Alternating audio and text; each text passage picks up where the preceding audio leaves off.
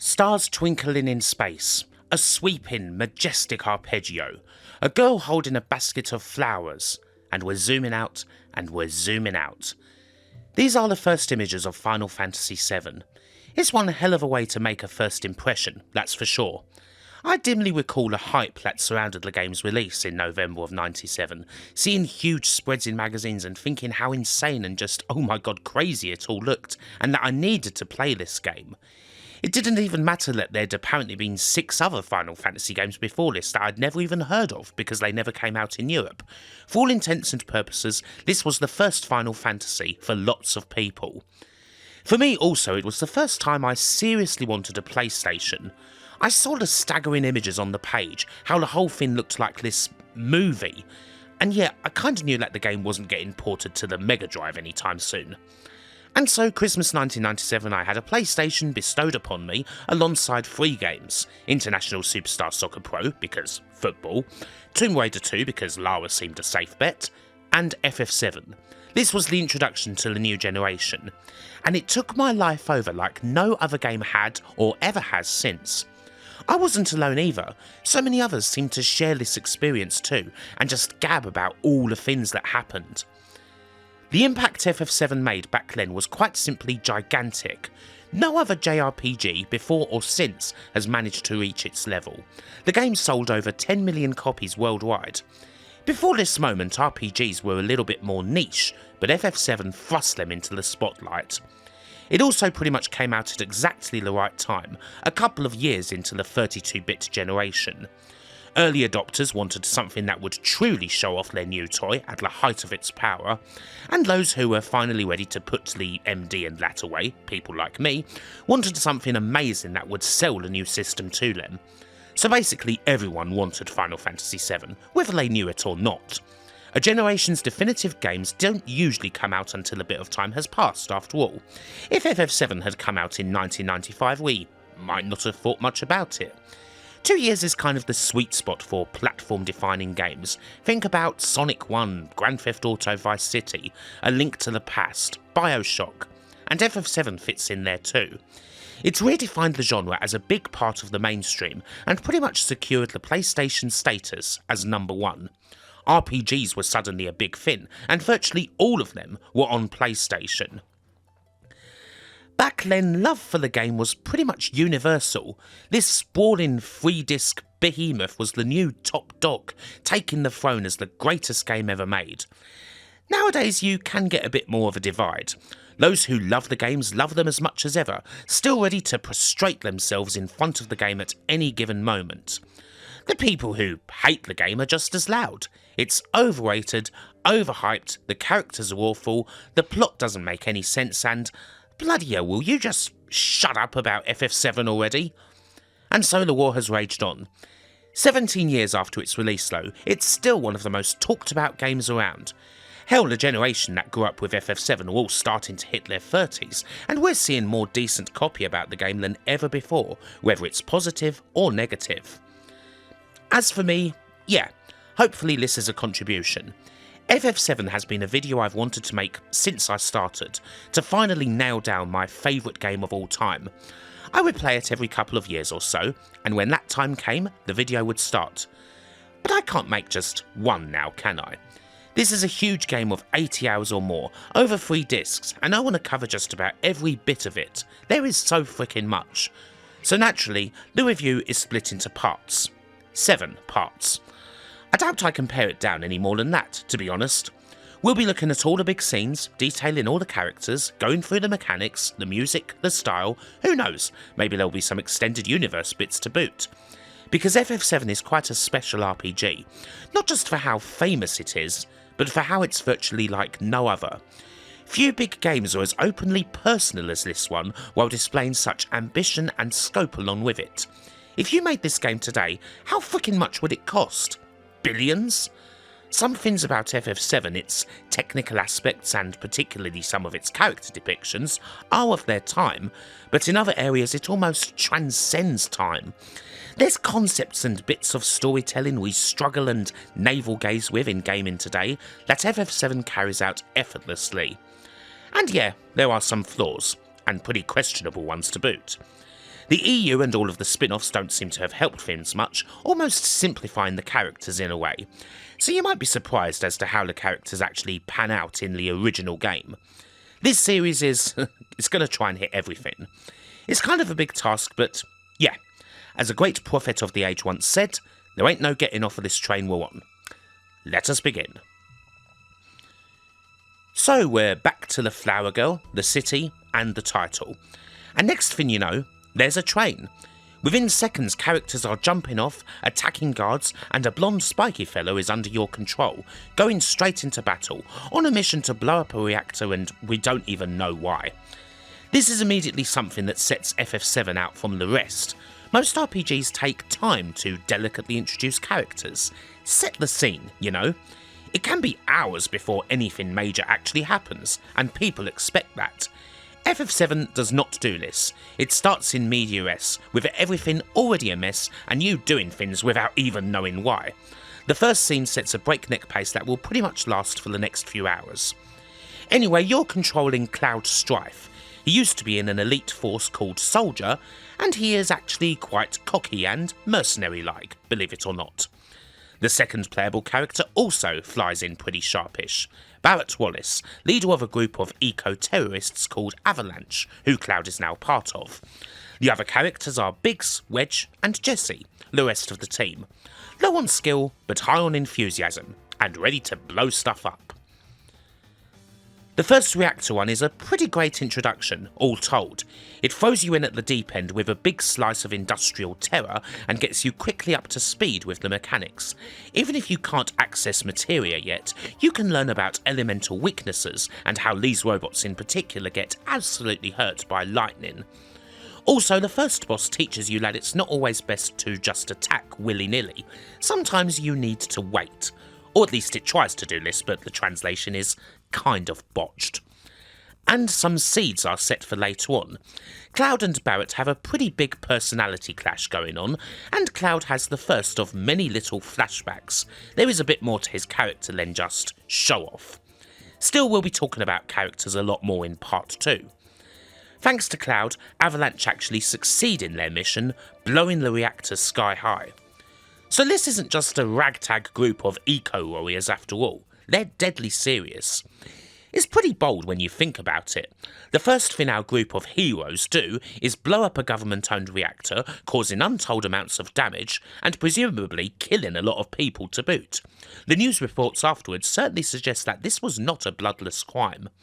This kind of sets the tone going forward. Although there are certainly moments of comedic relief, FF7 is quite a dark game. Why did we do it? For the greater good? That's certainly what Barret says, but you would be forgiven for thinking that might run hollow. To be fair, there doesn't appear to be a better way at this point. Between missions we get a clearer picture of what's going on. The city is Midgar, a circular metropolis split into 9 separate sectors that used to have names but don't anymore. The city, and indeed the world, is controlled by Shinra Inc., a megacorporation that specialises in the refining of Mako, the planet's energy. The reactors take Mako and use it to power the city. Mako, for all intents and purposes, is a fossil fuel, and the taking of Mako is polluting the world, turning it into a barren wasteland. There's also a rather obvious class separation.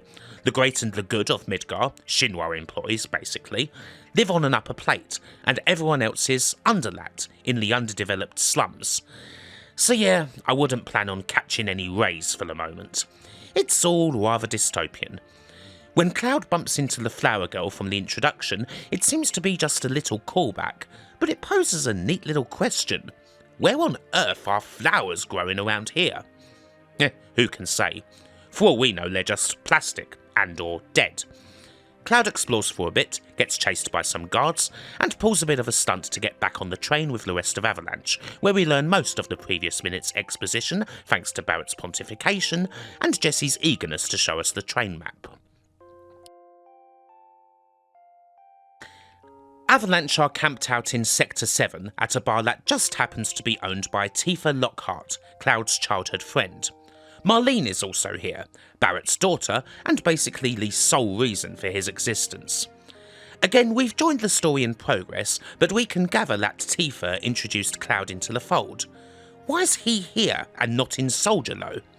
And as usual, his brashness and realism clash with Barret's relentless idealistic nature. No surprises there. As for the rest of Avalanche, they're usually better staying the hell out of it.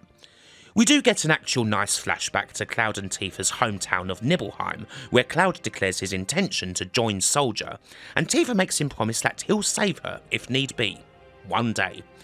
Tis all very nice, with the slow pan up, and even a shooting star. It's a perfect memory. Almost too perfect, in fact. Soon enough though, it's time to go back to work and blow up another reactor, with the added bonus that Tifa's going along this time. Yes, she's the third playable character. The rest of Sector 7 acts as a ground to introduce all the other RPG elements, do a bit of shopping, loot people's houses, find out what everything is. Actually, I think it's quite a cute touch that in the beginner's hall, the person who's giving you a tutorial, thankfully only if you want it, is Cloud himself. It's a little nod to consistency and his status. As a fighter, he's clearly far more capable than anyone in his group, and he doesn't need to be taught anything. And as a couple finally agree on something, and commit suicide to celebrate, just to hammer home how utterly terrible and hopeless everything is, we get on the train. And get off it pretty sharpish, because our IDs get all buggered up, and we have to jump off. Avalanche's budget doesn't stretch to a convincing set of fake IDs, sadly. Barret's usual hot-headed nature doesn't help much either. But in the end, the mission is still on. The second reactor is much the same as the first. It might be disappointing at first to see that it's all the same aside from a bluish tint, but it makes sense. This is, after all, a company concerned with mass production and the consumption of Mako. There's no personality here. One can imagine the sectors in the upper plates of Midgar being utterly identikit to boot. Only the slums have a bit more personality. The bomb gets planted, Cloud has another, more detailed flashback, and then, after cracking the easiest security system in the world, we get jumped on and meet our first proper antagonist. President Shinra's even got his own theme and everything. As the name suggests, he's the head honcho at Shinra, and is a classic fat, cigar-chomping boss concerned with nothing but money and power. Geez, he even leaves via helicopter, because he has an important dinner to attend. He leaves you the first proper boss of the game, Airbuster, as well as the awesome boss theme. Gotta have something for these moments, and it makes it a bit special even if Airbuster is the single easiest fight in the game so far, including those grunts from the beginning. Like he's sandwiched in and everything. Despite how easy it is, Cloud manages to get caught in his explosion. Tifa gets upset, Barret is philosophical, and Cloud tries to be strong. But alas, he loses his grip and falls a couple of 100 feet to his death. The end. No, seriously. As he lays somewhere dying, we get to see the voices he's got in his head, trying to get him back. Just trying. And okay, obviously Cloud's not dead. One thing you'll learn about this game is that gravity doesn't matter much. It only hurts if you roll it up into a ball. A church roof and the world's strongest flower bed managed to break Cloud's fall. Wait a minute. Flowers? Yes, by one hell of a coincidence, we happen to fall right next to that flower girl we've seen a couple of times previously. Cloud brushes himself off and has a brief chat. Her name's Aeris, and she is, well, normal, pretty much. No connection with any terrorism thing, no childhood friendship, no crazy flashbacks, just a normal girl who sells flowers, likes Sonata, and has a rather dirty sense of humour. Well, at least until some guy in a suit and some Shinra goons turn up to capture her, calling her an ancient. So yeah, we are still behind the 8 ball. Reno, the aforementioned suit guy, is part of the Turks, Shinra's spies basically, and for now Aeris is going to be doing a bit of damseling, needing Cloud's aid as she tries to escape. Seems pretty typical, but things will change dramatically later on. She is kind of useless in combat for the moment, so the best thing for Cloud to do is use some barrels to Donkey Kong the hell out of these goons. We prevail in the end with Cloud switching roles. He was a mercenary terrorist, and now he's a girl's bodyguard. Gaia has a habit of kicking you further down the ladder, you know. Hanging out with Aeris does introduce a few more things. A chance to do a bit more shopping, probably the funniest mistranslation in the whole game, and a beautiful house, seemingly the only place where anything grows in the slums. The whole scene might make absolutely no sense at all, but it's beautiful anyway, so just roll with it. Makes a change from all the dystopianness and cyberpunkness anyway. Even the house itself is quite nice, so much different from the pits we've been hanging out in. But we've done our job, and we've taken Aeris home. Her mother seems kind of protective though, and asks us to leave quietly in the middle of the night. Something about not wanting her to get hurt again. In any case, we do that, thus ending Aeris' involvement in the story. Well, until she suddenly pops up at the exit to Sector 6. Cloud's typically man about the whole thing, not wanting to take a girl along, saying she shouldn't be accompanying her and blah blah blah. Aeris has none of it, she wants to come along, and that's that. A bit of rushing around later, including some rather cool new monsters like the Hell House, and we take a break at a nice little abandoned playground, where we catch Tifa taking a chocobo ride. Finally, we're back on the trail, and so we come to the best looking part of the whole Midgar section and one of the more memorable parts of the game, the Wall Market. First off, just look at it. An absolute classic pre-rendered creation, so much atmosphere. The best bits of FF7 are like walking around in a freaking painting, and this is one of them. The whole thing here might be a bit of a fetch quest, but it's still a bit of a laugh, as well as being quite bold to boot. The long and short of it is that Tifa, for whatever reason, has gone to see a guy called Don Corneo, boss of the Wall Market. The Don only accepts women into his mansion, and Cloud doesn't feel like busting on in and killing people. For the moment, anyway. Seems like we're stuck. Until Aeris comes up with a fiendish, cunning plan. She thinks that Cloud should drag up in order to get into the mansion. Yeah. For someone like Cloud, the plan is almost contemptible. But it is also the only option, and so he reluctantly agrees. What follows is a collection of rather crazy scenes as we go fetch items. An alcoholic dressmaker gets motivated by the job at hand, even if he's surprised that a guy like him would ever want to dress up. Still, a dress itself isn't quite going to cut it. We need something more. This is where some of FF7's more stereotypical humour comes out. First off, we go to a gym, where we win a wig in a squatting contest. This is quite a Japanese stereotype as it goes. It's not really gay people are big and muscular, it's more big and muscular people are gay. We do other odd things like get medicine for someone who's got the squits, and find out what's in a vending machine for some shopkeeper. But the fun really starts at the Honeybee Inn, a place that I could honestly do a whole frickin' video on. The Honeybee Inn is hilarious, particularly for how it treats Cloud, as precisely the sort of sad sack that would go into this sort of place. The whole sir, thing never gets sold, nor does the conversation you get when you try and engage the Honeybee girls in any kind of talking. Anyway, there's other fun stuff, like spying on what appears to be a President Shinra cosplaying as a knight, and an elderly couple trying to get in the mood while some, Finn is watching. But the main thing to do is pick either the fuck room or the group room so you can get another item. The fuck room is actually pretty damn creepy, with Cloud getting his worst flashback yet. Anyway, we are fully dressed and ready to enter the inn, much to Tifa's surprise.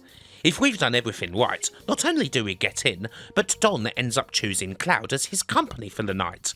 I think he might be related to General Melchett. Obviously, the passion doesn't last all that long, and our main purpose here, as it turns out, was to get information from the Don about Shinra's activities. And this is where the fun stops. Don Corneo says that Shinra are planning to release the catch on the plate above Sector 7.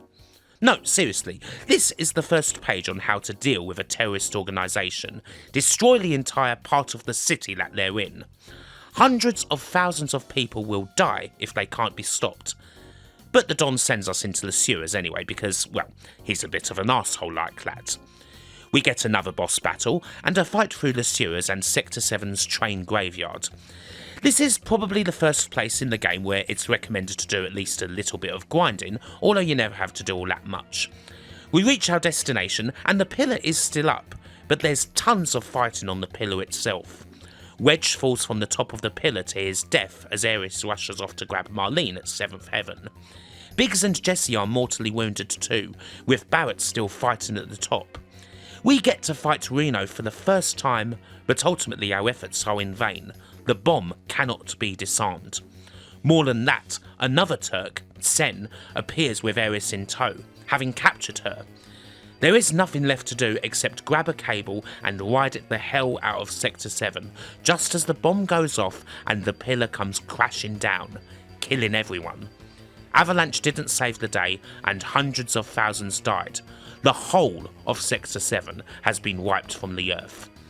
As confused as Avalanche's motivations might have been, this is a bit much, really. And now there is no more Avalanche.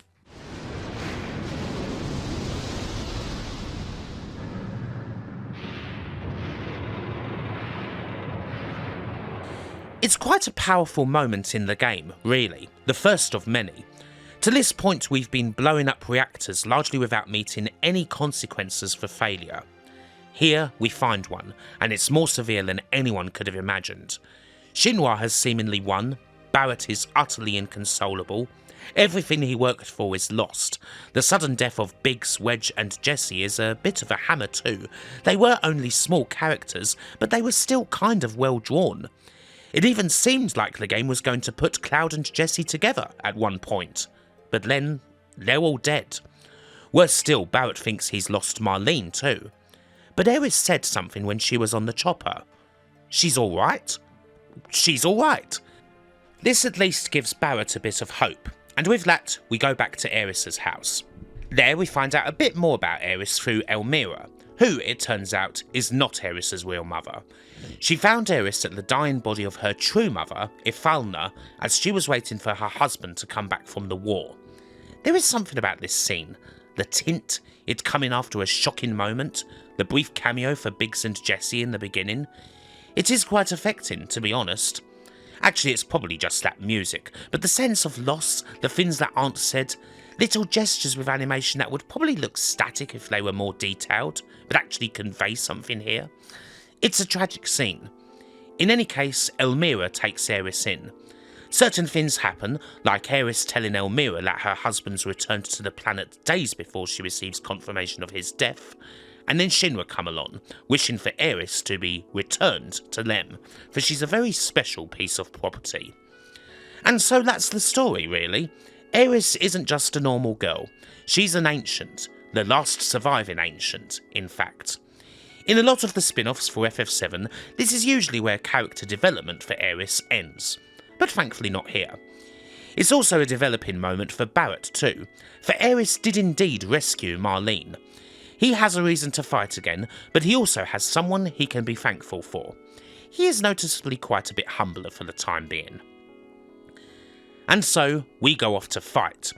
Tifa randomly suggests another trip to Wall Market, where we happen upon a wire that appeared to get exposed after Sector 7 went down. But it's more than just a wire. What is it, Barret? A golden, shiny wire of hope. That's right, and it's our only way to the upper slums. One of the more annoying parts of the game follows, trying to time that bloody jump, although oddly I got it in 2 tries, so no biggie. It is quite a cool moment, especially when you see the wreckage of Sector 7. Makes you think about revenge. And finally, we're there, Shinra HQ itself. It should be noted that everything so far comes in about 4.5 hours of play, perhaps? Seriously, so much happens in all that time, I haven't stopped having to explain things. And then you hit a massive building, far out of proportion with anything else in Midgar. Shinra HQ could easily have been the rest of the game. For all intents and purposes, it's a final dungeon. Shinra are our main antagonists, and this is their HQ. The big question then is, well, how do we get in? Well, there's 2 ways. We could pull a Metal Gear Solid and take the stairs up to the higher floors. Every single one of them. It is quite boring, and not worth it, you'll be shocked to know, although there is some funny dialogue on the way. Still, the sensible approach is to just bust the hell on in. After all, we are the big superhero force, aren't we? That's a bit more in character. Q's scaring the locals and whacking people all about, running battles in elevators, and at last, floor 60. Now the final battle can begin. Or not. Shinra HQ is, as it goes, a bit of a puzzle dungeon. Just about every floor has its own gimmick, and you need to find a keycard to get on the upper floors. The puzzles themselves are pretty straightforward for now, getting past guards, figuring out a password, opening up doors, and you do get a fair few goodies to boot, although it is probably not my favourite bit of Midgar, at least not until the end. The music and setting does give off a nice corporate vibe though, that again is not something we're used to seeing at this point.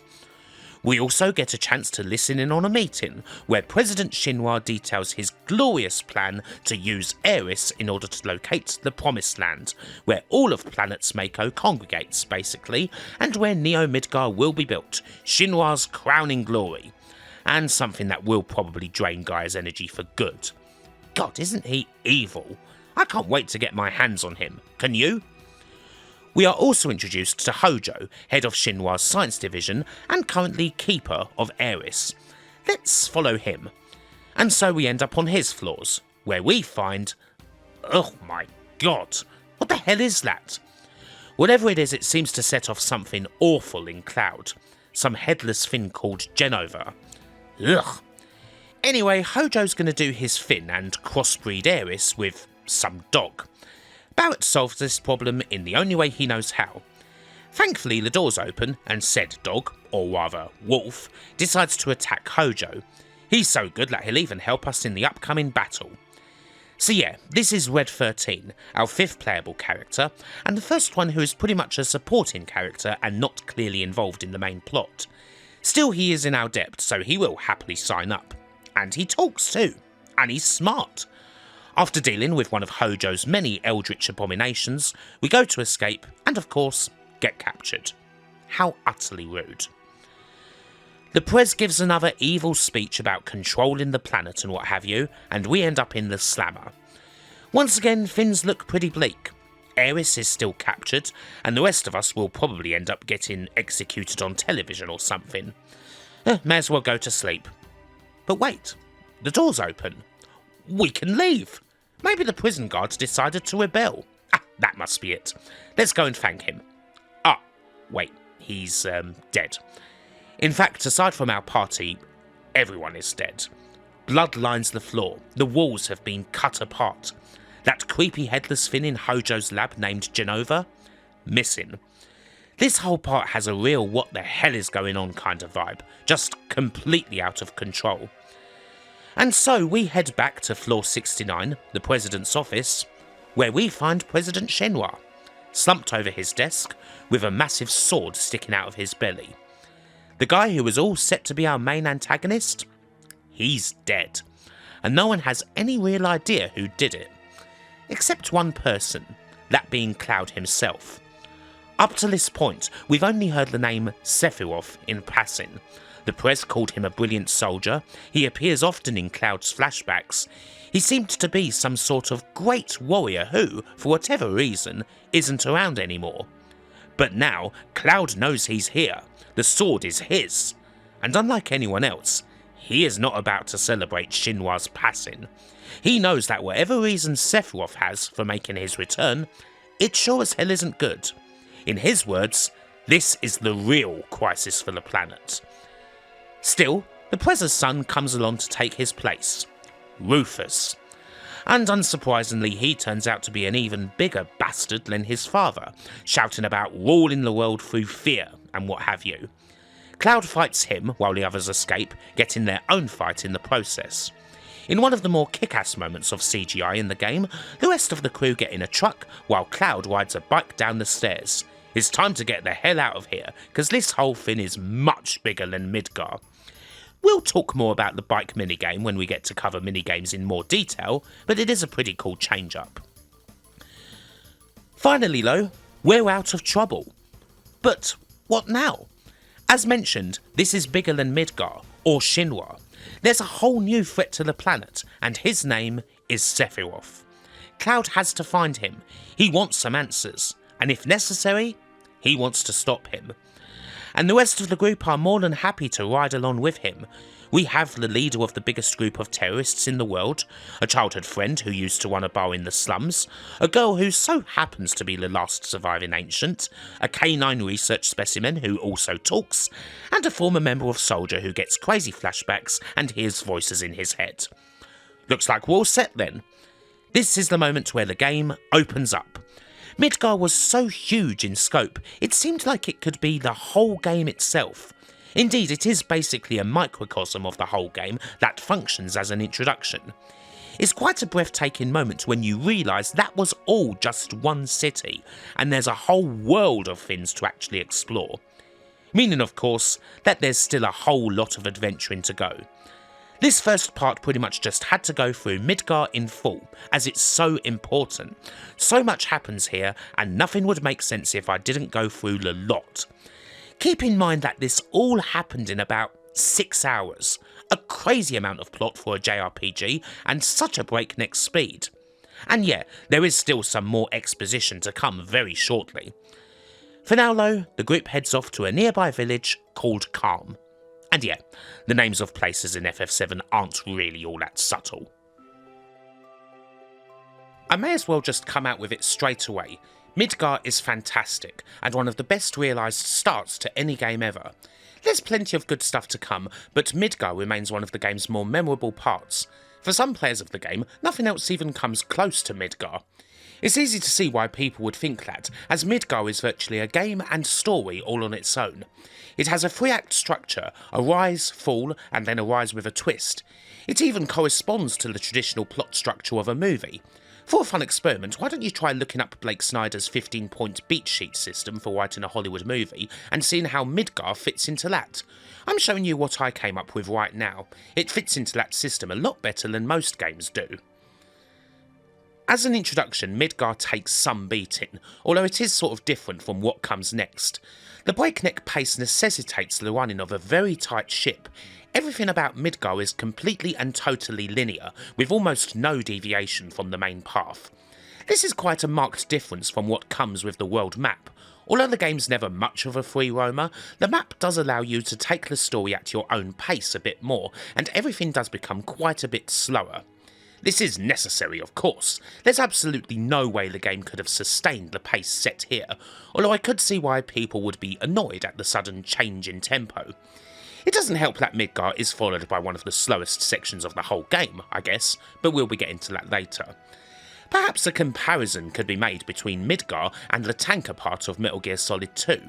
Both are extremely tight sequences with not an ounce of fat on them, taking place at breakneck speeds, and neither totally prepares you for the rest of the game, which is a bit more slower and a bit more meandering, but also a lot more open to your input. I'd also argue that Midgar is one of the many reasons why it would be virtually impossible to do a full, modern remake of FF7, because it is very much of its time. Midgar wouldn't have existed without PS1 era technology, no massive abundance of long cutscenes, realistic faces, full voice acting, multi-million-dollar budgets. The lack of technology allowed for much quicker stories. Nowadays I almost feel like it would be necessary to give everything the AAA treatment, and think of just how condensed Midgar is. You'd need to expand it. Midgar is a whole RPG story condensed into 5 hours of gameplay. If you tried to remake it, I think the temptation would be almost too high to expand it crazily, to the point where it would virtually have to be a full game on its own. And to think that this is just the start of Disc 1, we still have all of that, and 2 more discs to boot. There's a long way to go yet. It's a bold move to start the game with something as inch-perfect as Midgar, and it's a testament to FF7's ultimate quality that the game actually does manage to pull off such an insane act of front-loading in such an important title. With that done, we can now start looking at characters, and perhaps doing them the justice that this game done to them, rather than whatever's in the movies and all that. We'll start by looking at our 4 mains. We've literally only just been introduced to Red 13, so we'll save him for another time. For now we'll start with what we know so far about our main hero, good old Cloud Strife. Now what do people usually say about Cloud? They normally say that he's kind of a sullen, emo sort of character, don't they? That he's rather humourless, pretty plain, and that frankly he doesn't have much of a character at all. but the first part of FF7 kind of goes against that. In the beginning, Cloud is presented as the undoubted hero, the most capable guy in the room. This differs so much from most RPG stories. You're so used to seeing the hero have to learn everything basically from scratch, in the classic Luke Skywalker, Frodo Baggins way. All they know is that they're the chosen one, and they're going to have to struggle to live up to that billing. Cloud, in the beginning of FF7, starts out as utterly capable. There's a sense that Avalanche wouldn't be doing half the things they'd be doing if it wasn't for Cloud's presence, and Cloud sure as hell knows it. He flat out says that if any of his ex-cohorts from Soldier had turned up on the first Reactor run, Avalanche would have been torn apart. This belief naturally brings him into conflict with Barret, who Cloud almost treats with disdain in the beginning. Cloud appears regretful at times that he's not in Soldier anymore, and he considers Barret to be a big fish in a small pond, aware that he kind of is too. He's certainly not afraid to stand up to Barret, and throughout Midgar there's a pretty constant conflict as both try to assert their positions in order to be the leader. It cools down a little as Midgar reaches its climax, but there's a definite sense that they wouldn't ordinarily be friendly with each other. Cloud's brash ways seem to almost come naturally to him, whereas Barret ends up trying to force his position more and more. Still, if Barret is just hot air, his relationship with the other main characters is a little more protective. Needlessly so almost, particularly in the case of Aeris. Still, it's Cloud always trying to take the lead, as he usually does.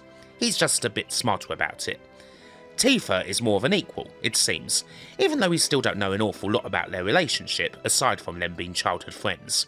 There's almost something unspoken there that's going to become clearer as we continue. One other thing that's usually claimed against Cloud is that he's a rather passive hero. He doesn't direct the plot, other people do. And again, this isn't really the impression we get from the actual game. Cloud drives the plot forward more than anyone. He's always asking the most relevant questions, directing the group to where they should go next, and, in the most crucial moment of all, he knows exactly what Sephiroth's return means, and he immediately gets the group on board with that. Of course, the return of Sephiroth also fits into the one flaw he does have, all those sudden flashbacks. They serve a purpose throughout Midgar by revealing flaws we can't yet fully make out. If Cloud was merely just a brash, cocky ex-soldier, it would still be rather dull, but we can see there's something else bubbling under. Of course, that's a story for another part. He's still the best there is, as far as the party goes. When he's chosen to lead at the end of Midgar, it's not really anything passive. He doesn't ask for it, but honestly at that point, with the way the story's turned, there's no other choice except Cloud. The question is, where does the more negative picture of Cloud come from? To be honest, a lot of it is probably Square's fault. Cloud's character has tended to become simplified as the FF7 universe expanded to include things like films, cameos, and indeed other games. Some of it is possibly a bit more necessary if you look at a prologue game like Crisis Core, whereas others are less so. How he appears in something like Advent Children doesn't really fit into the character we know from this game. He is a bit more, well, emo. Could also be that after FF7, Square managed to gain a reputation of writing more passive, sullen leads in their games, starting with Squall from FF8. And although Cloud doesn't quite fit into that, he almost gets lumbered in just by association. This is all just projection perhaps, but I always have the impression that Cloud is a lot stronger than most people believe him to be. And of course he does have a pretty massive character arc. This character is going to completely change by the time we get to the finish. But that's a story for another time. Okay, let's take a break from character analysis and switch to gameplay. We've barely looked at the actual battle system, you know. And while it's not incredibly complex or anything, it's still something we spend a crap of a lot of time doing. So, let's do it. First off, let's not mince words. In general, FF7 is a pretty easy game. There are occasional difficult moments along the way, but there's nothing that's too troubling. The amount of side quests there are usually means that you can get through the game without ever having to spend hours grinding or anything like that. You can develop skills naturally. So FF7's battle system caters for various styles, and it can be pretty repetitive if you want. If you choose to roll with nothing except physical attacks, then you won't usually have much trouble with any fights in the game. You can press attack all day and be done with it. Still, it's more fun to play around with the magic, as the Materia system is great. It differs from previous FF games, particularly FF6, in that it makes magic open to you at pretty much all times, which again makes it quite easy. But it is pretty awesome to screw around with. There's all the elements you could want: fire, ice, lightning, all of that, tons of healing spells, a whole bunch of weird status effect thingy-majigs, all the fancy summons with their big animations and whatnot, hunting the enemy skills, different commands. Materia adds so much to the game no matter how you're playing it, whether you're going for all-out magic or just smashing folks to smithereens. We'll probably need to do another bit on Materia later on, because so far we've barely seen any of the really cool stuff we can do with it. But so far, we've already seen how it can be used to add the ability to steal stuff from enemies, thus gaining cool items. You can also use a cover Materia so that someone else takes damage aside from the person who the enemy targets. And so much more. We haven't even scratched the surface. And of course, there's limits. What happens when one of your party takes a bit too much damage and decides they've had enough of that? Usually this takes the form of one big massive attack, but some things are unique. Tifa's Beat Rush, for example, which takes the form of a slot machine and means that every limit you earn with her is another chain in the combo. Some characters' limits also allow you to break the game a little, particularly Aeris's ones. Aeris is, as you might guess, our white mage character, and her very first limit heals the party. The game kind of tells you that she's useless in combat and recommends that you put her in the back row so she doesn't get hurt so much. Ignore this, stick her in the front. Hell, put that cover Materia on her too, and then give her a hyper so she goes into fury mode and her limit bar goes up faster. And presto, as long as Aeris is in your party and you've got this limit, you're virtually immortal. Enemies can't damage you enough to kill the party before Aeris cures the hell out of everyone with her limit. Nice, huh? Make no mistake, Aeris kicks ass, and we're going to be using her a lot. That's just one example of how you can break this game. It's not a super breakable game, and it's not even all that necessary to break it, but the system gives you a lot of freedom to just have fun with it and play with whatever style you want, which is quite cool. There's still lots of stuff we haven't seen yet, and we're going to be looking at it a bit more in future analysis videos. For now, we have to look at another one of FF7's core characters. He's an insurgent, and he's not a bit nervous. He's Barret Wallace, and at the start of the game he's kind of the de facto leader. He runs Avalanche, he's got the biggest commitment to taking down the Shinra, he wants to save the planet, whereas Cloud is kind of just in it for the greenbacks. And so he tends to get kind of pissy whenever Cloud reminds him that he's not as big as he thinks he is, meaning that he gets hot-headed. Quite a lot, actually. So Barret can be kind of controversial. There's several ways of looking at him. There's the almost apologetic way of looking at it, saying that the game's of its time and this is how Japanese folks see Westerners and all that stuff. Or you can just flat out say that Barret is a big fat stereotype of a big angry black man. I tend to fly somewhere in the middle, but honestly, I'm not a huge Barret fan. Oftentimes he never gives me that much of a reason to care, and it's only so often that he steps beyond that stereotypical eco-warrior Mr. T mode. Of all the characters in the game, he's certainly amongst the most inconsistent when it comes to writing. Also, in all honesty, even when we do get to his actual part of the story, it's really not all that interesting. So of all the playable characters there are, Barret is probably third or second from bottom, but we'll get into that more later. Still, I can try and expand on the character's emotions and arc more, even if I don't always agree with a lot of it. I can at least see why he's particularly angry in Midgar. A lot of it certainly does come from his general anger about the state of the world, which we'll get to in a little while, but there's also the personal side as well. The most positive thing you can say about him is his utter devotion to Marlene, and how he would do absolutely anything for her. Parental figures, or the lack of parental figures, is another one of those themes that runs through FF7, and Barret is kind of unique in that you have a world where most of the main characters have lost their biological parents and are reliant on mother or father figures. Barret is actually a father figure to someone else, and you couldn't possibly deny him that. Really, more than the planet, his whole reason for what he does is that he wants Marlene to grow up in a better world than the one that he grew up in. I also tend to see a lot of his more outward displays of anger or bullying as pure fronting, trying to assert his place as leader in the face of opposition from Cloud. I'm thinking mainly about parts where he, say, randomly goes off on a Shinra employee on the train. As the one man in the group who has a very specific role, he's constantly trying to assert it, making sure that's secure. There are very good sides to Barret as a character. His devotion to Marlene, the trust that he ends up placing in other people, and his absolute code. He's loyal to the core and will stick by anyone who does good by him till the ends of the earth.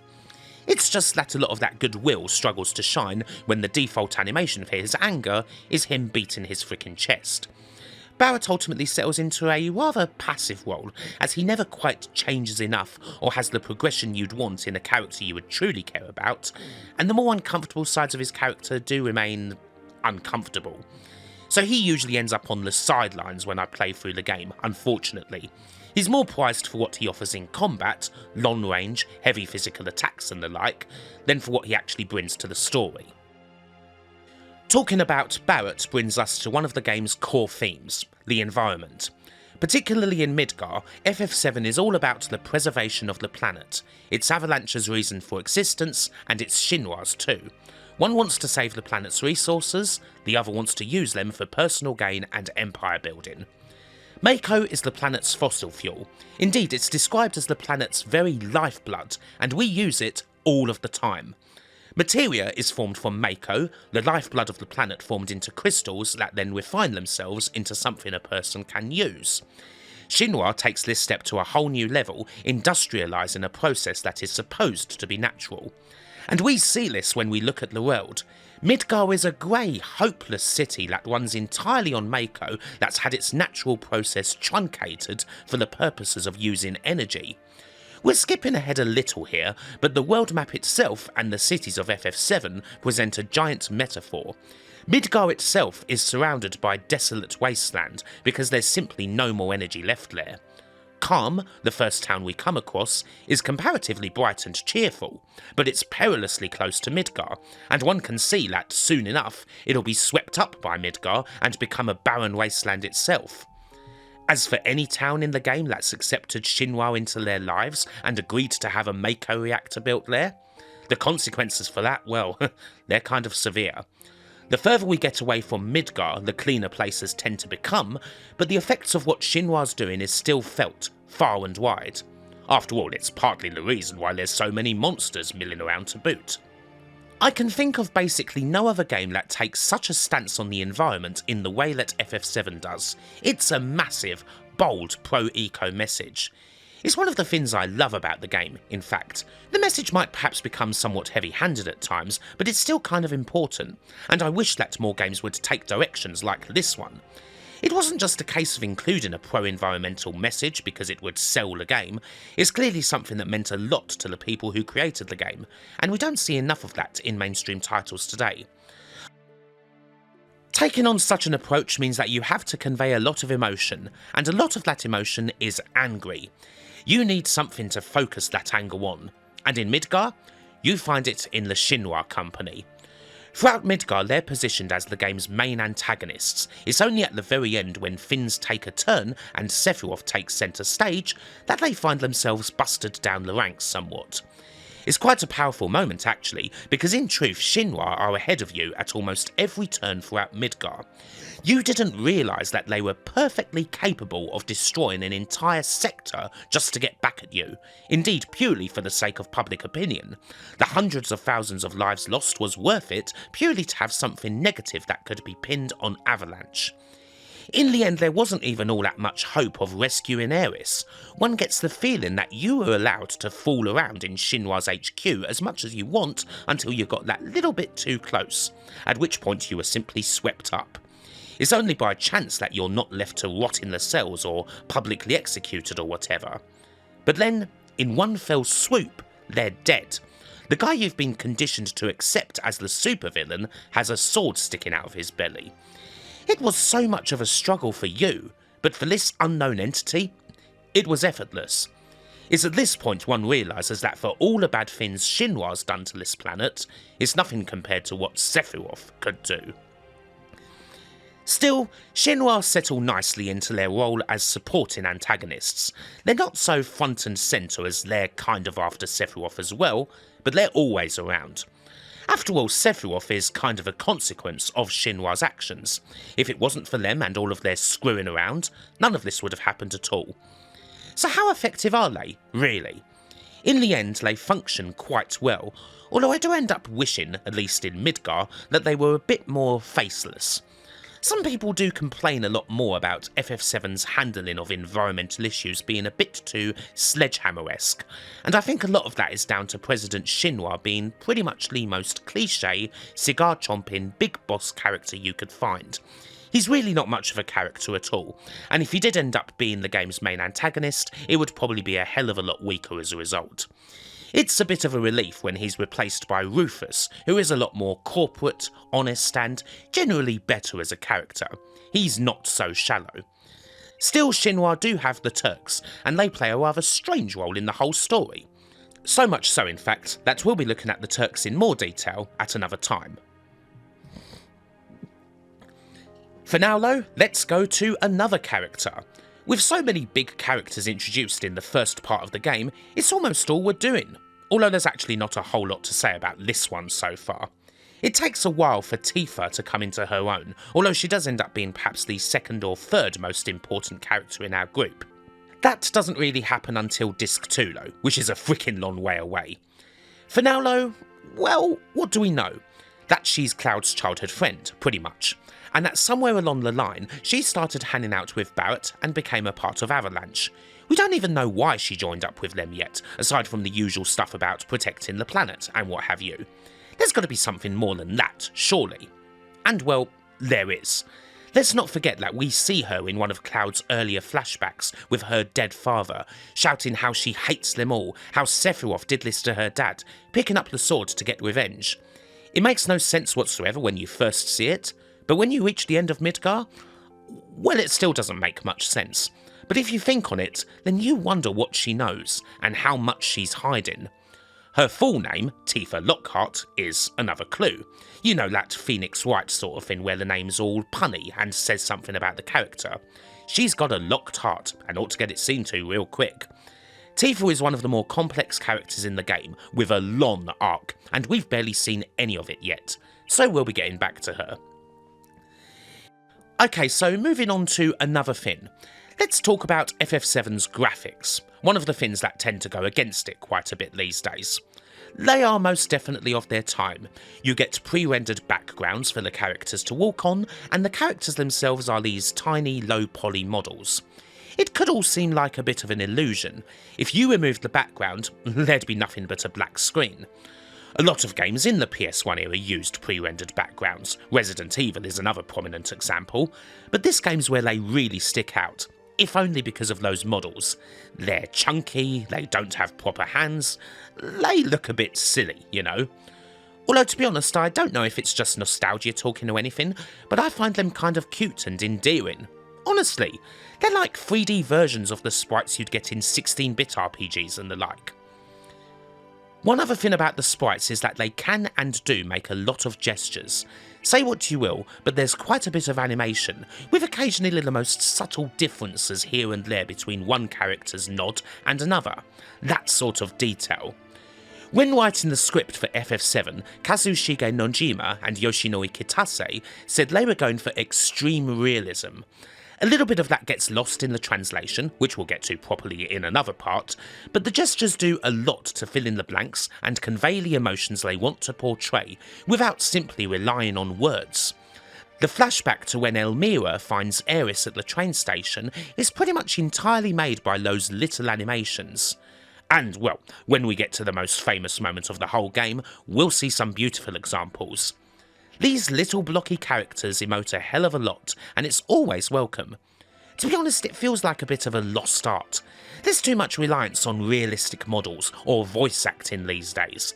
People make characters that are lifelike, but then don't really do anything with them.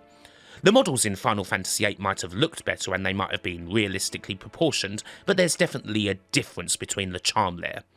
And no, I'd never want to replace those blocky models with the ones you see in the battle scenes, as good as they are. They just fit the world that little bit better. And as for those pre-rendered backgrounds, yeah, that's another lost art. There's some truly wonderful detail in a lot of places in Midgar. When you get out of the first reactor, the floors of Shinra HQ, Aeris' home, and especially the wall market. Again, there's a great commitment to some things that aren't even all that necessary, but give life to what could just be a static picture. No game quite used pre-rendered backgrounds like this one did. The best moments of the game are like walking through a painting. I wish more games would just give themselves over to artistic license the way this one does. There are some legitimately excellent graphics in FF7. The aforementioned battle scene models are still great, as are the battle scenes in general, and the game had fantastic CGI cutscenes for the time, with seamless transitions between pre-rendered graphics and full motion video.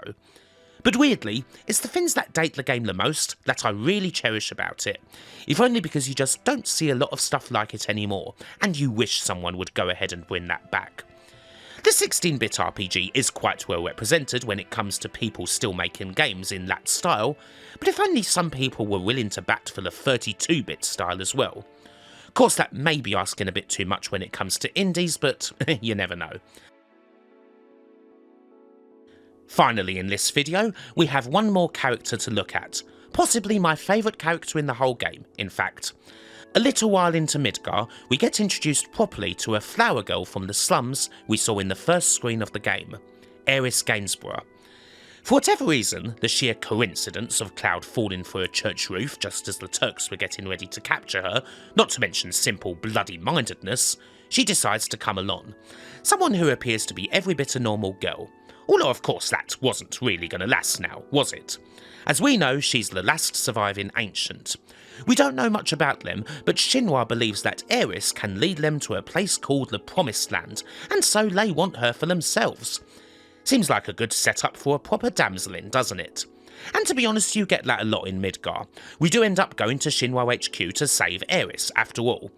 But there are some details that make things a little different, like how she wasn't just captured, but that she actually offered herself to the Shinra instead of Marlene, Barret's daughter.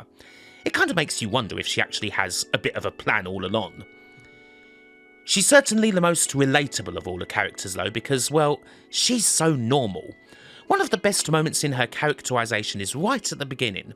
She breaks up laughing when Cloud says he'll do almost anything. She's clearly caring, thoughtful and independent, and the whole scene might be angelic in a way, but that doesn't stop her from having a dirty sense of humour, and this is before she gets the idea to stick Cloud in a dress. The general normalcy of Aeris is something that kind of gets lost a little in the whole EU, where she often becomes this almost ethereal thing. Her being the last of the ancients defines her, and all the cliches that would go with that. There's a bit more to her though, and as far as personality goes, she might be the best realised character in the whole game. The rest of Disc 1 will also, well, Aeris will certainly stop being any kind of typical damsel in distress.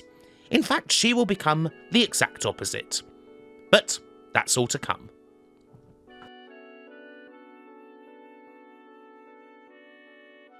So, we've left Midgar. We've gone through it all with a fine-tooth comb. And so the journey continues. We left our party on the outskirts of Capital City, with Cloud as the new leader. Our first destination so happens to be pretty close by. So after a brief pause to take in our surroundings, we head off to Kalm.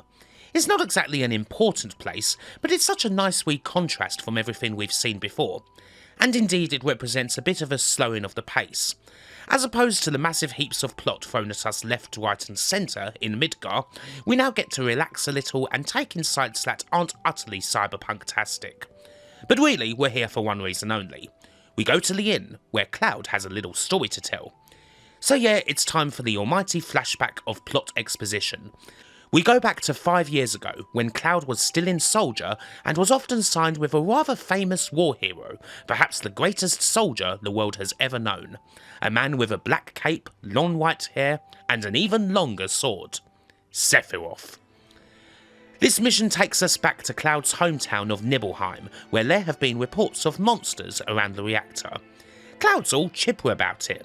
which doesn't help much when the truck bumps into a massive dragon, which Sephiroth rips apart like it was a bloody Shinra guard or something. This is a nice quick little use of gameplay to demonstrate just how much stronger Sephiroth is than, well, basically anything, especially Cloud. We head into town with Sephiroth providing a few casual details.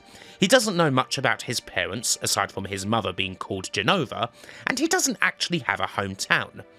Cloud and Sephiroth have a decent enough rapport, but he's clearly boss, strictly business, a name means nothing on the battlefield. Give him a bandana and a soakum, and he could fly around Shadow Moses, no problemo. We can at least screw around in this sedate little town for a bit. There's a kind of important scene where we get to meet Cloud's mum, which we sorta saw a bit of earlier. Things go well, but Cloud says that she died a few days later. Not much else to do but go to Tifa's house, do a bit of comfing, play a piano, and get some sleep.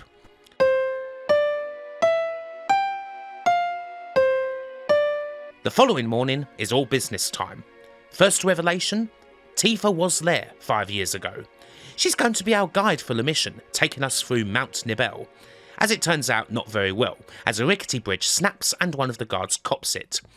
Sephiroth gets a chance to wax lyrical about Materia along the way and bitch about fellow Shinra colleagues, but ultimately it's all about that reactor. There's some rather ugly monsters inside, humans that have been exposed to Mako a wee bit too much. Every soldier gets a bit, but these guys have a full-blown dose. But what's this? The thing up top? Jenova? Sephiroth's mother? In the middle of another big explanation, Sephiroth suddenly goes rather nuts. He puts 2 and 2 together, makes 5, and believes that he was also created in this way. These were failures, he was a success. But in the end, just another abomination. So the team stays in Nibelheim. Sephiroth spends all his time in the cellar of an old Shinra mansion, reading countless books and reports, not entertaining visitors. He reads about Jenova, an ancient that was injected into the planet many moons ago, like a lethal dose of poison.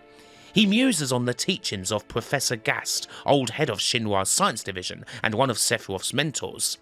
He wishes to be left alone. Until one day, he makes a final connection. That he is an ancient, that humans hid while the ancients died, and that the planet rightfully belongs to him and his mother. As you do. It's quite a chilling moment when Sephiroth's theme finally plays in full as he curses Cloud as a traitor. Still, Cloud got off lightly. Look at what happened to the town. Everything is in flames. Cloud goes into his house, but there's nothing we can do. And of course, there's that moment when Sephiroth disappears into those flames. At the reactor, we see the scene where Tifa cries over her dead father, picks up the sword, and swears revenge. Needless to say, this goes badly. Sephiroth wounds Tifa severely, but she lives, reminding Cloud of the promise. Sephiroth goes into the chamber for a big evil speech and to take off the cover, revealing Jenova, the headless abomination herself. Cloud, however, refuses to let Sephiroth past. And so the fight begins. Both stand ready, and then... nothing. Cloud has no idea what happened next. We're back in Kalm, with everyone on tenterhooks. It's worse than looking down the barrel of Jesse Pinkman's gun. Cloud's mental block is quite serious. He knows he and Sephiroth fought. But what then? How is he still alive, even? We know already how much stronger Sephiroth was, so what happened? There's no way Cloud could have possibly beaten Sephiroth. So many questions still left to be answered.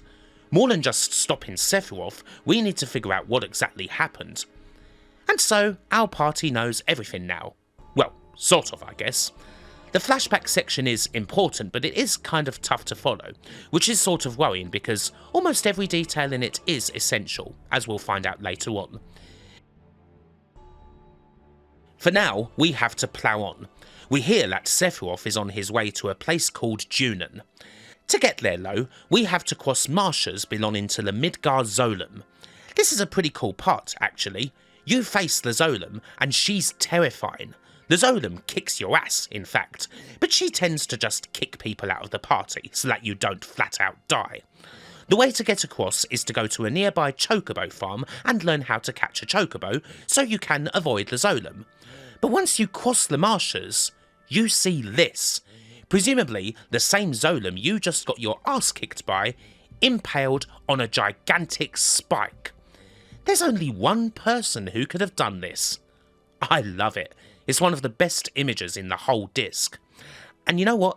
It does a much better job of summarising just how much stronger Sephiroth is than anything in the Kalm flashback. The next big town we see then is Junon, which is kind of like Shinra's second city, a port town with a big focus on military equipment, impressive airships, a massive cannon. Hell, the whole town can become a huge assembly of cannons in seconds. It also has a similar structure to Midgar. Shinra's up top and the actual town is miserable and on the bottom. First thing we have to do is save a girl who nearly drowns from a somewhat mediocre boss, and then play a couple of minigames, one to give her CPR and the other to get her pet dolphin to carry us to the upper plate. Once we're there, a dumb officer thinks we're just walking around in uniform and we're thrust into yet more minigames. Welcoming Rufus to Junon, trying to march in line, doing some crap in a parade.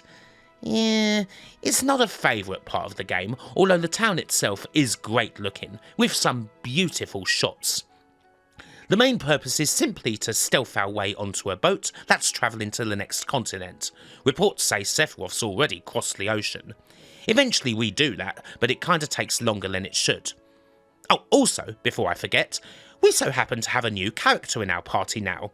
We found this little ninja girl called Yuffie in the forests outside the city, and after buffing her ego up a bit, she joined up. Yuffie's one of 2 missable bonus characters in the game, and she's by far the easier one to miss, at least if you never go into forests. I like her though, so I got her as soon as I could. She's a long-range character who doesn't do bad with magic, and eviscerates fools with a whopping great shuriken. So, we're on the boat. Not much happens aside from Red's hilarious attempts at trying to pass as a human. Oh, and Barret nearly screwing everything up by shooting at Rufus and Heidegger. Mercifully, he's stopped by a disturbance in the lower decks. Turns out everyone down there's bloody dead again. We thought Sephiroth had already crossed the ocean. But no, he's doing it right now, and we're on the frickin' boat with him. Another guard falls, and is replaced by the man himself. And so, once again, Cloud sees Sephiroth in the flesh. But Seph barely even notes his presence. He spouts craziness, then just frickin' flies away, leaving us with Jenova. Or at least a part of her. So cue an actual important boss battle. The first against Jenova, representing Birth. It's not actually a difficult battle, but it does have the best music in the game accompanying it. It also wakes the plot up a little after some slow going. Finally, we have actually seen Sephiroth again, but his brief appearance just leaves more questions as to what he's doing. Anywho, we've crossed to the next continent, and we get to chill out. There may not be much to do in Costa del Sol, but it's still one of the more relaxing places in the game. We even get to meet up with old friends. Johnny's here, so's Mookie and all again from the Honeybee Inn. Oh, and Hojo, who recently upped sticks and left Shinra, and is now in the business of getting a tan going. Smug git. He's as personable as ever, but he makes sure to tell you to head way out west. Alas, we can't just spike the guy then and there. Oh well, time to take some frustration out on poor old Red 13.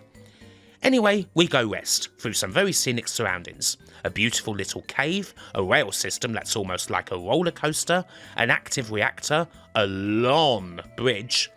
It's all very pretty, although it's packed full of enemies. And no, I didn't kill the bird. What do you think I am, a monster? But of course, you should know what the presence of a reactor means. We've come across another crap town. The thing about the rest of Disc 1 is that it's mostly about individual stories, going through them one at a time. We've had Cloud's, and now we get Barret's. Coel is the biggest dump we've seen so far. Matter of fact, it wouldn't look out of place in Fallout. And apparently, Barret is the reason for this. The townsfolk despise him. And of course, there's a paradox too. The only reason to go to Coel is a ropeway that leads to the next location, the fabled Gold Saucer. Barret explains it all at the station.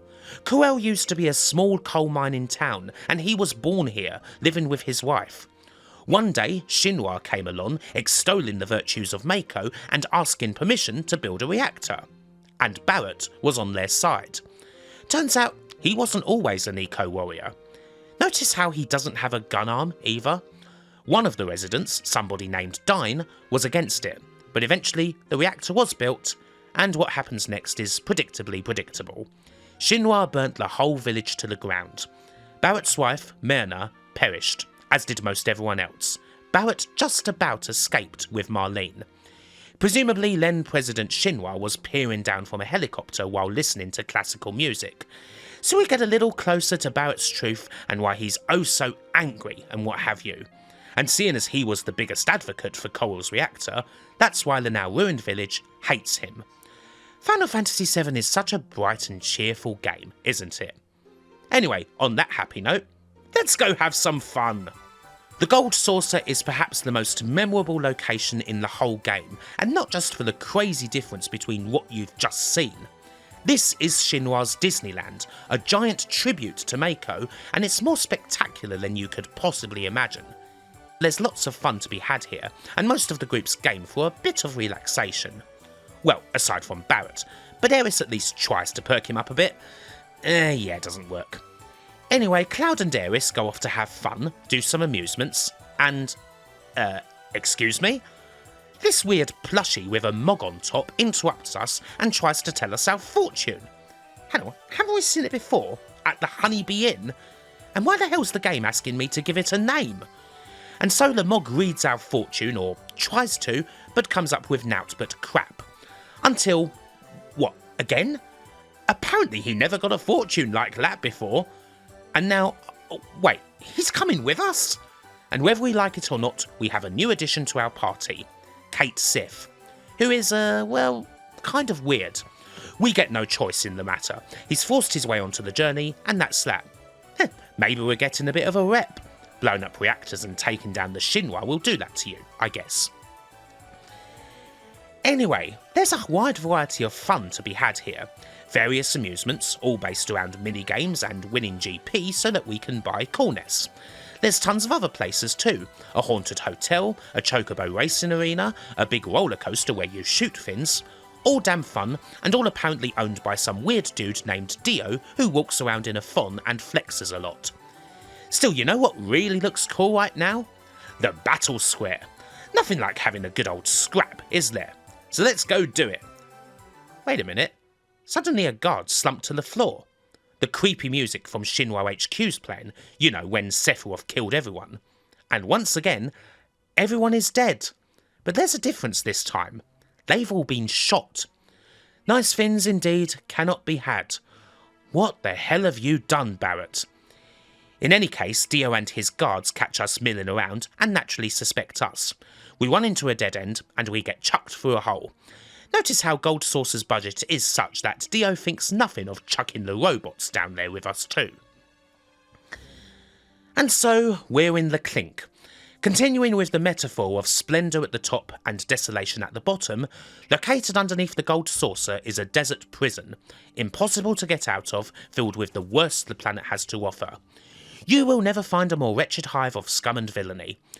Not much to do except try to find answers and avoid getting shivved.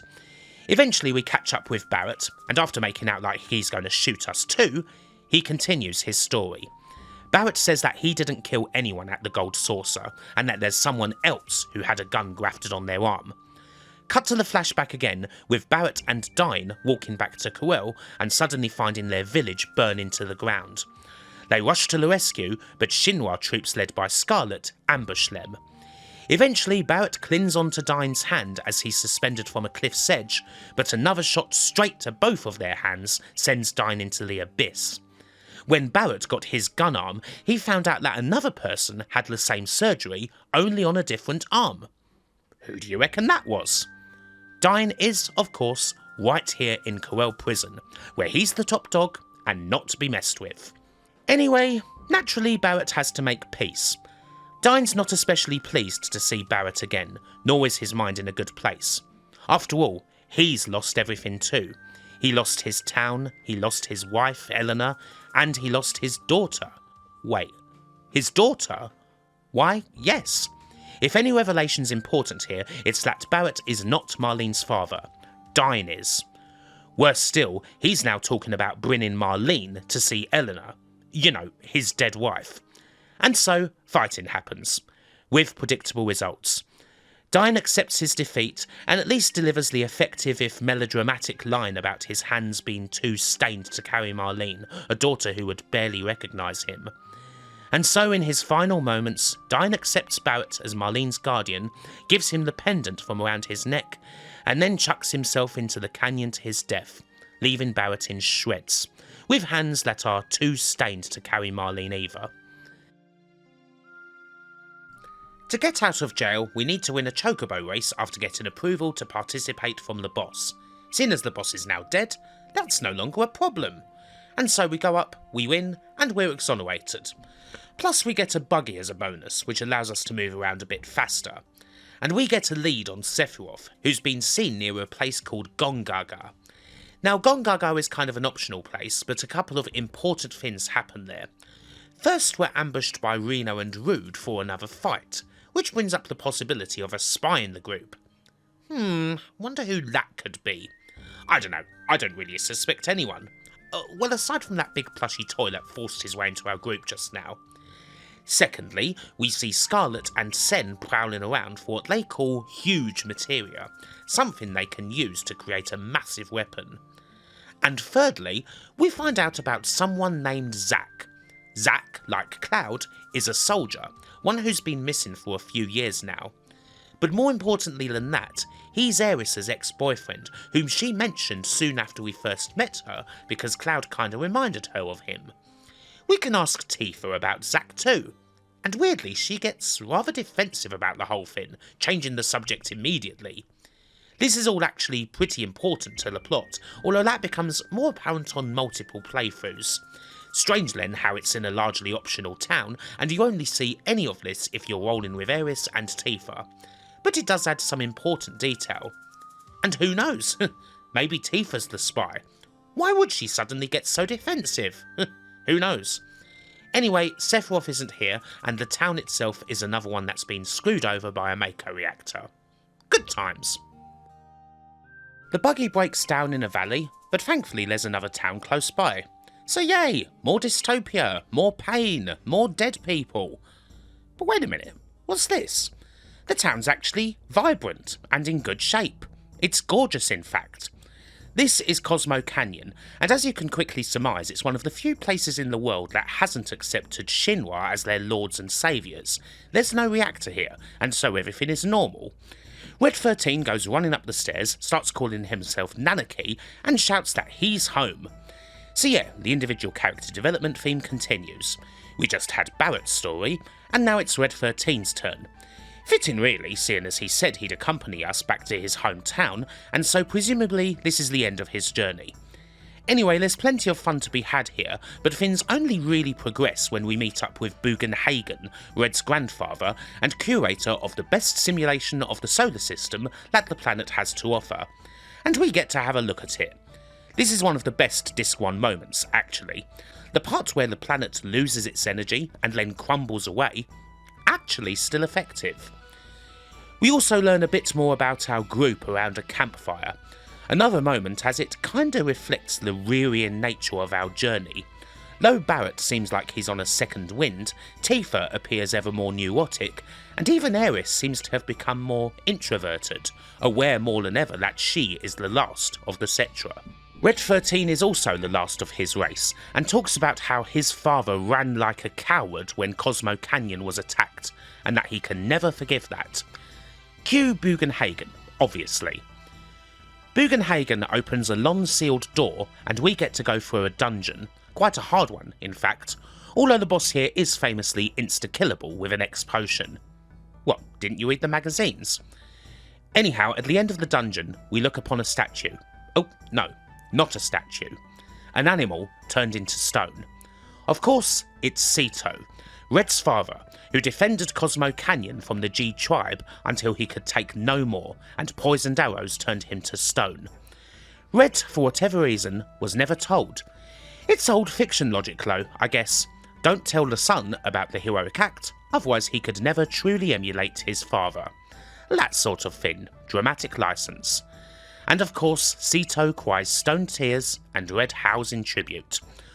Also, Bugenhagen, despite believing that the planet is doomed, convinces Red to continue on with us. So, with our buggy fixed, we head on. Red's story is, better than Barret's. Not so drawn out, no flashbacks, a satisfying finish. Fleshes out the character a lot more too, which we'll get into in his analysis. A great setting also helps. Still, is Sito crying because he sees what his son has become?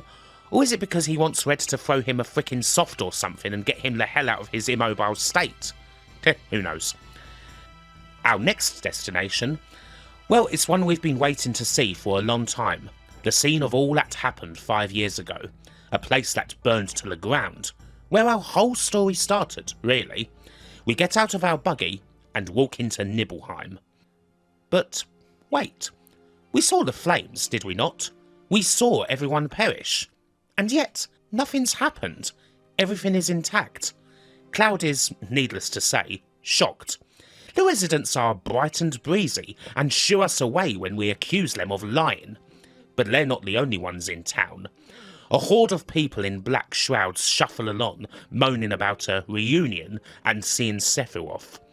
Finally, on visiting Tifa's house, we uncover the truth, which turns out to be far worse than the burnt embers we were expecting.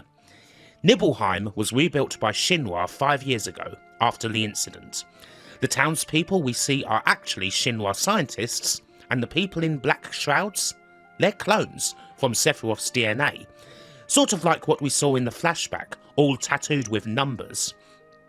Horrifying experiments are going on here. There's even one room where you can encounter 2 slightly smaller clones, obviously meant to be children. Did I mention already that this is quite possibly the most depressing game ever made? We get a proper lead. One of the clones moans that Sephiroth himself is inside Shinra Mansion. Also inside here is a puzzle, apparently designed by Hojo himself, that could lead us to something in the basement. Use clues, find numbers that will unlock a safe. It's quite tough actually, not least because once you actually do unlock the safe, you're greeted with one of the toughest bosses in the game. FF7 might be easy, but Lost Number is one of the few places where the underleveled player can get utterly stuck. Still, he fell, and we travelled to the basement, where we encounter a disguised, depressed figure sleeping forever in a coffin. A former member of the Turks, in fact, who, as it turns out, knows a bit about Sephiroth and, shock of horrors, his real mother, a person named Lucretia. Naturally, we tell him all we know so far, but this only depresses him further, and he tells us to go away. Fine, whatever. In the library, though, we once again come face to face with Sephiroth. He tells us about the reunion, the place where Genova will rejoin the planet and create what he calls a calamity from the skies. And we're invited. Alas, he has little time for small talk. He goes away again, and all that's left is to find the trail. But wait, as we leave the basement, the man in the coffin holds us up. Will we meet Hojo? Yes, most likely. Fine. And so he joins us. As you've probably guessed, this is Vincent, and he's the second optional character in the game. We'll see him from time to time. For now, we follow the buzzards and push through Mount Nibel, a straight dungeon that we recognise from the flashback. There's a few game-breaking items here, and an impressive boss, but on the whole not much in the way of plot. So we leave the mountains behind and head on to the next town. It's an odd town because, well, there's something pretty big sticking out of it. It's a frickin' rocket. This is the imaginatively named Rocket Town. The rocket itself is kind of rusty and is tilted somewhat, but still, I guess it's something of a landmark. The rest of the town is, well, boring. Purposefully so. No clones milling about, no reactor-related devastation. This is the closest FF7 gets to the suburbs. We'd have to go all the way back to Kalm to see another town that's so average. Everyone talks about someone called the Captain. He's in the rocket, they say.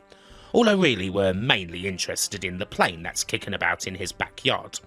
We're kind of away from our buggy for the moment, so we could do with a means of getting around a little bit quicker. Still, the plane belongs to this captain fella, so perhaps we should go up to the rocket and talk to him. So, we do. And who do we find? Well, something beyond all human comprehension. Let's just say, you don't talk to the captain, you experience him. He's the best pilot in the world, he's going to go up into space someday and get out of this hole of a town. 1,000,000 words a minute and they're all gold. This is, of course, Cid Highwind. And he's kind of excited today because the Shinra are coming to visit. Rufus is going to be here, and he's going to bring back the space program, fulfilling Cid's dream. Cid storms back into his house and shouts at his wife, girlfriend, whoever, kind of a lot. It's sort of full on, really. His target's name is Shira, and yeah, I'll just say that I have a lot to say about this relationship when I analyse Cid in the next video. For now, Shira explains that Cid's pissed off at her because when the rocket was going to launch, Shira couldn't leave the engine compartment. She had to check the oxygen tanks, the reading wasn't right, but there wasn't enough time to complete the check. Cid cancelled the launch to prevent Shira from being burnt to a crisp, Shinra abandoned the space program, and Cid's been stuck here ever since. But still, Rufus is here. Things are looking up, aren't they? Well, no. Rufus doesn't give a toss about the space program. Instead, he wishes to borrow the tiny Bronco. Cid naturally tells him to piss off, so Palmer tries to steal the plane for the cause, resulting in a jokey boss battle, and we end up flying off with it. Cid catches up with his beloved plane, but after a few shots, it ends up crashing into the sea. So, we don't have a plane, but we do have a boat. Of sorts. And also, we have Cid. There's no reason for him to stay in Rocket Town, so he decides to come with us. And with that, our actual party is complete. Assuming you've already got Yuffie and Vincent, Cid's the last character to join up. For now, he's content to just be a badass. We do have an important lead though. Rufus mentioned that Sephiroth was headed somewhere called the Temple of the Ancients. Seems like a pretty important place. For now though, we can screw around with the tiny Bronco for a bit. We go to an isolated little house where the resident tells us that he sold something called a keystone that opens the key to a temple somewhere to Dio, that weird fella who runs the gold saucer. And so we head on over. One little visit to the battle square later, and the keystone is ours. But the ropeway's broken. Bugger. Looks like we're stuck here for the night. Oh well, may as well head off to the haunted house. It's a chance to rest up and review what's happened so far, really. Which isn't much. We're still after Sephiroth, and he's always a few steps ahead. But maybe this lead's a bit more concrete. We shall see. For now, it's time to sleep. But wait, there's a knock on Cloud's door. And, well, it's Aeris. Remember when we first met her, how she said she'd let Cloud go out with her, once? Well, this is that time. Actually, depending on how you interact with the party, several people can knock on the door. If you favour Tifa more, you can get her. If you really screw the pooch with both Aeris and Tifa, you can get Yuffie, or, my god, you can get Barret. Still, Aeris is by far the likeliest option, and the one the game pushes you towards. And so, it's the one we're doing. Cloud and Aeris have lots of fun, we take part in a play, and even though Cloud totally screws it up, it's fun all the same. We then go to the round square and take in the sights. It's a nice, poignant moment actually. Aeris says she's still searching for Cloud, that she wants to know the real him. After that, all of a sudden, we see Cait Sith milling about. And, wait, he's got the freaking keystone. We give chase, but Cait Sith ends up throwing it to Sen. So yeah, Cait Sith's the spy. Quelle surprise. Oh, but don't worry, he'll still come along with us. Hell, he'll force us to, seeing as he works for the Shinra, and he knows where Marlene is. So, you know, put two and two together. In any case, it's time to head off. Our long-awaited destination lies eastwards. We're finally going to the temple.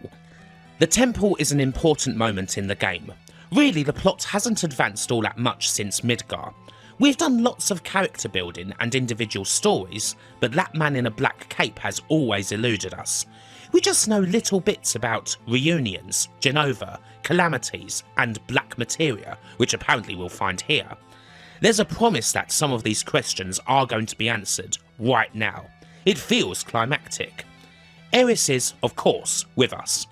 And the first thing we see is a seriously injured Sen, who's just had an encounter with Sephiroth, and realises that Shinra have been wrong about this Promised Land thing all along. So yeah, he's here too. The Shinra, once again, have been decimated. One nice touch here is Aeris' emotion over Sen's state. Despite everything, they've known each other since they were kids. You almost get a Fox and the Hound type vibe from it. Anyway, we can't think about that right now. It's time to head in. Most of the temple is pure dungeon, and it's one of the best dungeons in the game to boot. The first room is possibly one of the most memorable rooms in any dungeon ever, actually.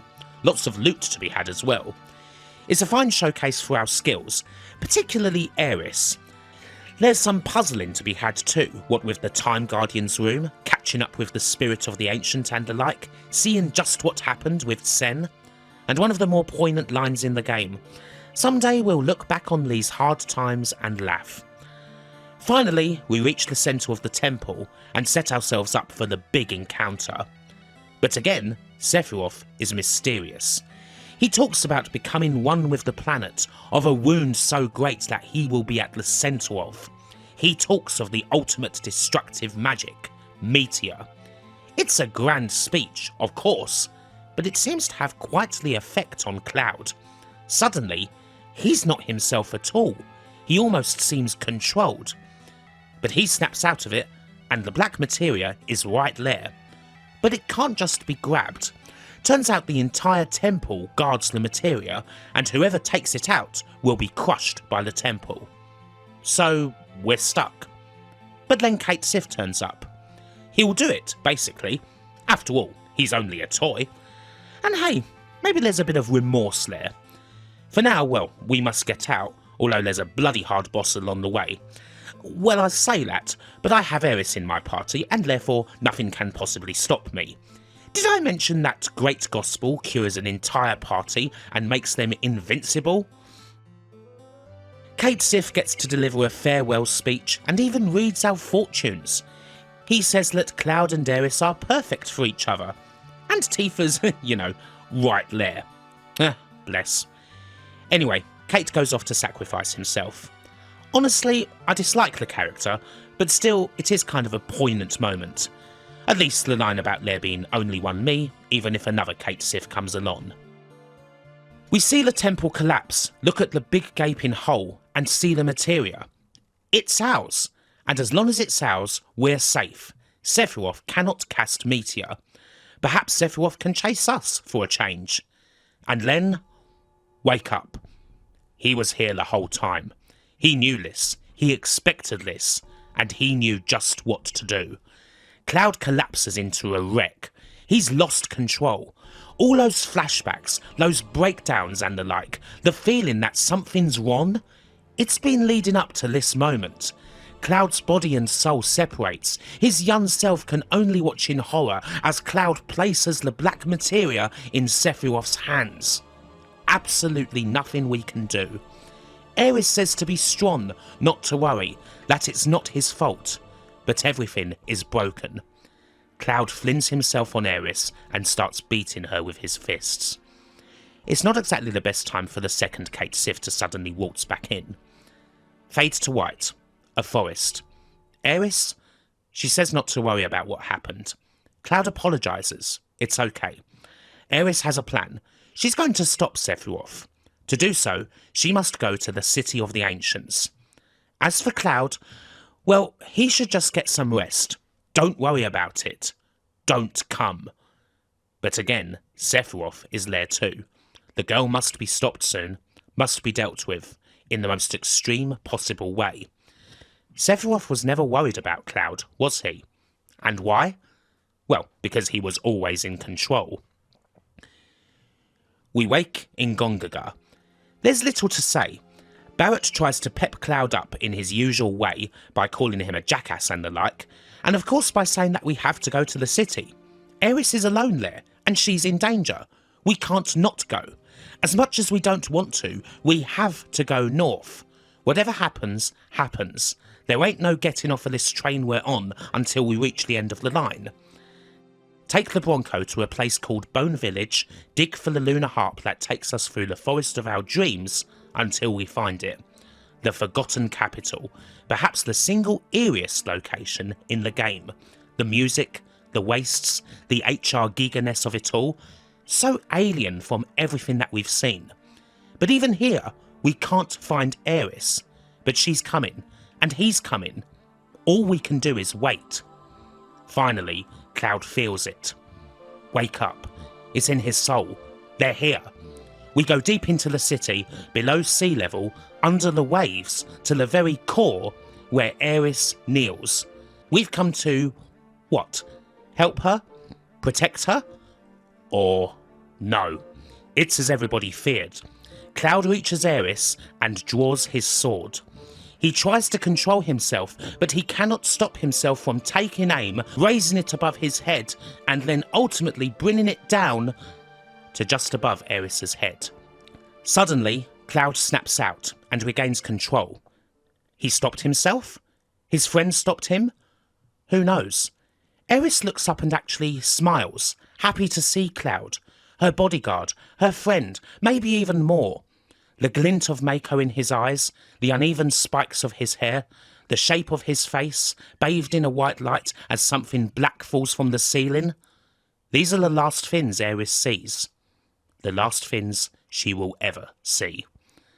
Suddenly, Sephiroth stands over Aeris, still kneeling, wide-eyed, with a sword protruding from her belly.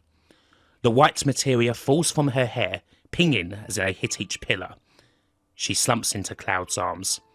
Aeris, the flower girl from the slums, the last of her race, is gone. Cloud cannot listen to Sephiroth's grand speech as he openly mocks him for his emotion, his burning eyes, his whole body on fire. He shouldn't be sad or angry, because he never truly cared. He has no mind of his own. This music continues to play as we fight another Jenova. You shouldn't be sad, Cloud, because you are a puppet. But no, that's not true. It scarcely even matters that Sephiroth has eluded us yet again. Aeris is gone. No words are even said. Tifa closes her eyes, strokes her hair, and runs off. And Yuffie simply takes Cloud in her arms and cries uncontrollably. Finally, Aeris is laid to rest. As she disappears under the waves, we realise the finality of it all. They won't be able to look back on those hard times and laugh. Aeris will never get to know Cloud. It didn't matter that they were perfect for each other. All of that's gone in a blinding flash of white light. And if it wasn't personal before, well, now it is.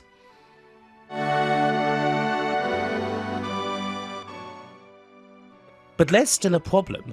Cloud knows he should stop. He knows he's broken, that other forces are in play here. He knows that the other people in the group aren't just his partners, they're his keepers. They need to stick by him in case he ends up doing something terrible. The planet is in grave danger, the reunion is upon us, and the threat of ultimate destructive magic hangs over us. But Aeris is gone, and at this moment, for that reason more than any other, we choose to continue going north in search of the black-caped man. And it is here where Disc 1 comes to an end.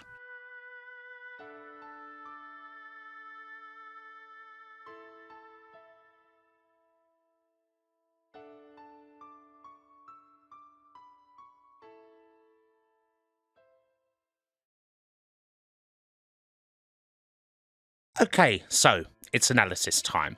And Disc 1 ended with pretty much the most famous moment in the whole game, so really we need to take a proper look at that first.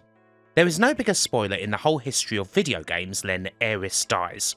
You'd be hard pressed to find a single gamer who doesn't know about it. It's the closest gaming has to a Luke, I am your father moment. And despite how well known it is, it's no less effective because of that. It isn't the first major character death in an RPG, nor is it even the first in a Final Fantasy game. But it's not only the ubiquity of the game that makes it stick out, it's how masterful the scene actually is. It's not just all CGI cutscenes, there's a lot of gameplay elements to it. In the build-up, as Cloud draws his sword, you have to press the buttons to raise and swing. You can press other buttons to try and stop Cloud, but nothing progresses until you press action. Suddenly, Sephiroth isn't just controlling Cloud, he's controlling you. It's a worrying moment already, really. Doing something you don't want to do, turning gameplay on its head.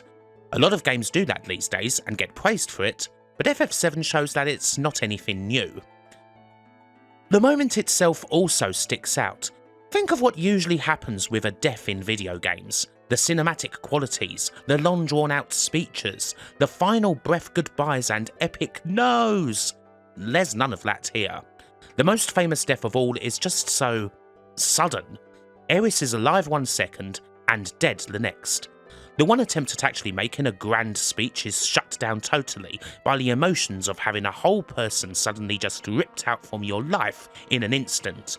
The only dialogue in the whole scene is between Cloud and Sephiroth, and considering what we know, that almost seems like a battle of the inner self. And with that music, no dialogue's really needed. It's a pretty ballsy moment to then, with that emotion still there, throw in a boss battle. The game's set up to try and ensure you don't fail it. So long as you equip the water you get in the forest beforehand, there's no chance of losing. It's almost like the game wanted to provide a punching bag for your own emotions. The usual boss theme doesn't even play either, it's still that music. Again, it's gameplay and story mixing together, releasing the anger of the characters. But the most powerful moment of all, really, is the aftermath. I talked previously about FF7 using animations instead of words a lot of the time, and this is the pinnacle. There are no words here. This is a scene that almost couldn't be done today. There'd have to be words, there'd have to be a speech, it'd have to be half an hour long. But no, it's all stripped out. The reactions feel so genuine. Yuffie in particular has a reaction that pretty much gets me every time. And it continues on to the final CG cutscene with Cloud laying Aeris to rest. It's just so final. The loss of Aeris isn't meant to be just patched up. There's always going to be that big hole where she was, and it's not going to be fixed anytime soon. Perhaps your own reaction could depend on how much you've actually used Aeris up to this point, but seeing as she's always a constant in my party, yeah. The first time I played through the game, I was fortunate enough to actually not have this spoiled for me, despite the details being everywhere basically from the get-go. But if anything, the emotional impact is even greater now. You could call it a cliche, but there's honestly no scene that's quite like it in video games. Aeris' death is on its own. It's a scene that could have only occurred how it did with the impact it had in the context of a video game. This is video game storytelling at its peak, and quite frankly, there's not many things that have topped it since. Still, that's not all there is to Disc 1. We kinda have to look at the rest of it too, and provide thoughts and such. Actually, I have to be honest and say that the rest of Disc 1 is a little patchy. It's certainly the slowest part of the game, which is kind of a relief after Midgar, but does it perhaps go on for a little too long? We spend most of the time exploring our second characters, really. By the time we get to Barret, he's kind of become a supporting player, and his story's not that interesting to begin with. Red 13's is better, but it is still a diversion. You can also do Yuffie's side story as well, but I've saved that for another time. And of course there's still a couple more characters to introduce over the disc, and they all need time. So the plot doesn't really move much. We're always searching for Sephiroth, and he's always ahead. It's still good, but it's a definite slow burn. Of course, this doesn't last. When we get to Disc 2, the plot's going to seriously start moving forward, and when we finally do get plot at the end of Disc 1, it's worth waiting for. The game gradually sinks its hooks into you, and then right at the end of the disc, it pulls the hell out of them. In the end, Disc 1 gets away with it. Even if there's not a great deal of plot advancement after Midgar, it sets everything up nicely with constant allusions and questions. You still get a lot of Cloud's weirdness, but it's then followed up with Tifa behaving oddly too. You also get the constant references to Black Materia, the Temple of the Ancients and whatnot. And particularly after Nibelheim, you get the reunion and the clones milling about everywhere, which for me is one of the creepier parts of the whole game. The stream of side stories do a neat job of taking you away from all these subtle hints, so the story can set up a big payoff. And well, we're just getting started on that. One funny thing really is that Aeris' death, perhaps the most well-known and most spoiled event in any RPG, isn't even the biggest revelation in the whole game. We're just getting started. Disc 1's slow build is almost like putting off the inevitable, leaving you in limbo and refusing to pull the curtain back and show you just how screwed up things truly are. It works even better on a second playthrough, where you can pick out all the hints much more clearly, and see that, well, really things were kind of screwed up from the beginning, and that you never really had even the faintest whiff of a chance. Cheerful, isn't it? Still, at least there's guys like Cid to provide occasional moments of brevity. And talking of which, why don't we grab our captain for our first bit of character analysis? Cid has been many things throughout the history of the Final Fantasy games. A knight, an engineer, a headmaster. Funnily enough, the majority of Cids are all somewhat associated with engineering, even with airships specifically, and that's certainly true of Liss, the most famous Cid of all. Of all the characters in FF7, Cid is perhaps the one that's universally liked, because, well, he is your typical badass. His introduction alone is spectacular, and his actual design is awesome. The goggles, the ever-present cigarette, and the spear. It's actually perhaps the most old-school design of all FF7 characters. Cid's whole look is a throwback to the Dragoon class of early Final Fantasy games. He also happens to get a whole bunch of the game's funniest lines. There's a sense, especially after the personal stories we've had and the extreme depression of Nibelheim, that the plot of FF7 is becoming a lot more introverted and withdrawn. So it comes as quite a shock when we bump into Cid, as loud a personality as you'll find. Still, there's a bit more to Cid than being a random badass line generator and saying, "Glad to be aboard, numbskulls." Oddly enough, I don't think we're meant to fully like him. For all his badassery, he certainly does have a nasty streak, and it gets shown off from time to time, especially with Shira, his, well, assistant, really. Cid kind of takes all of his frustrations out on Shira due to the failure of the rocket launch, resulting in an incredibly abusive relationship, and Shira herself almost seems to be a victim of Stockholm Syndrome. It's a very weird relationship to have for someone who's supposed to be one of the heroes. It's perhaps not spoiling too much to say that there is a curve here, and there is a big moment where Cid finally mellows out when it comes to Shira, but at the start, yeah, some of the other characters seem to get it right, actively questioning this relationship. It is a weird moment in the game, an issue that a lot of games wouldn't even touch with a 10-foot barge pole. I don't know how well FF7 handles it, to be honest. It always gave me mixed feelings about Cid, but then maybe that was the intention all along. So yeah, there's still some depression going on here, that's for sure. Okay, let's delve a little bit more into thematics. Previously we looked at FF7's environmental bent.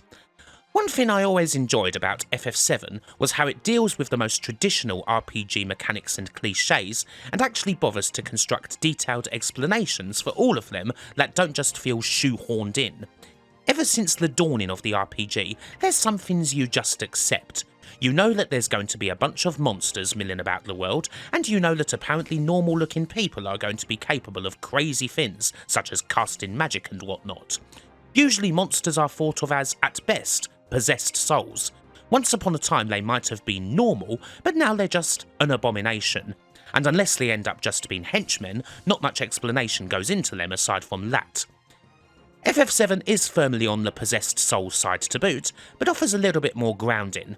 It's still fantastical, but it explores the situation a little more, saying that the reason for the existence of monsters is due, in part, to the polluted nature of the world. Shinra's scientific experiments and refining of Mako has created a severe imbalance in the world, and this is how the planet has reacted to that.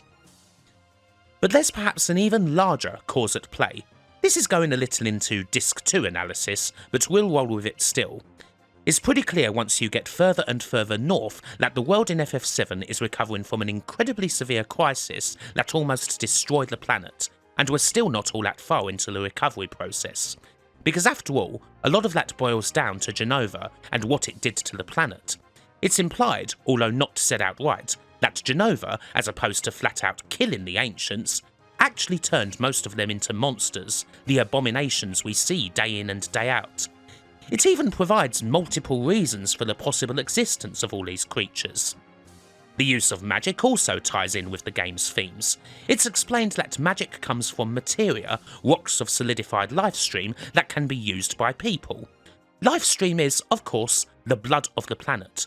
So when you cast that Bolt 3 or whatever, you're using, well, not even 1/1000th of the planet's resources to do something like that. So this justifies the amount of damage that something like Meteor could do. Magic is that central to the game's plot and how it all wraps up in the end. It's not just a mechanic, it's a case where a mechanic becomes the entire cornerstone of the game's story. As we go on, we'll see another deconstruction of the RPG cliche, that of the regular grunt. But to go into that would be seriously spoiling things for the time being. Even something like the disconnection between cities can be explained, almost, by what the Shinra do. We're so used, especially in older RPGs like this one, to seeing no pathways at all between cities and the like. But think back to Midgar. Did you even see that many roads there connecting the sectors? It's clear that the Shinra at some point became purely concerned with the production of Mako and nothing else. They let cities fall into disrepute because they knew what made the most money and saw no reason to plunge their resources into anything else. So with that in mind, do you really expect to see a proper transport system? Again, it provides a neat explanation for a well-worn cliche and drives home just how dystopian FF7's world is. It almost doesn't seem so from the outset, but as you travel it's clear just how broken everything is. It's a world where something terrible has happened and it hasn't even found its feet again yet, thus allowing the Shinra to step in and take advantage. Huge themes like that are certainly a part of FF7, but another important part of the game for me is its personal edge. Despite being one of the biggest games ever made, FF7 is an intensely personal work. Not something you usually see all that much of in games, especially not at this level. And a lot of that personal stuff is about loss. It's a somewhat well-known fact that during the production of FF7, Hironobu Sakaguchi, the creator of the series, lost his mother. And that seems to inform a lot of the characters' backgrounds, if you think about it. Of those whom we know about who have parents, we know that Cloud's mother and Tifa's father died at Nibelheim. Later we find out that Tifa's mother is also dead. Aeris' real mother and father are both dead. Red 13's mother and father are dead too, and he always thought of his father as a coward. Both Aeris and Red also think of themselves as the last of their race. We don't know about Barret's parents, but we know that he is a guardian to Marlene, who also lost her biological parents, as Elmira is a guardian to Aeris, and Barret also lost his wife.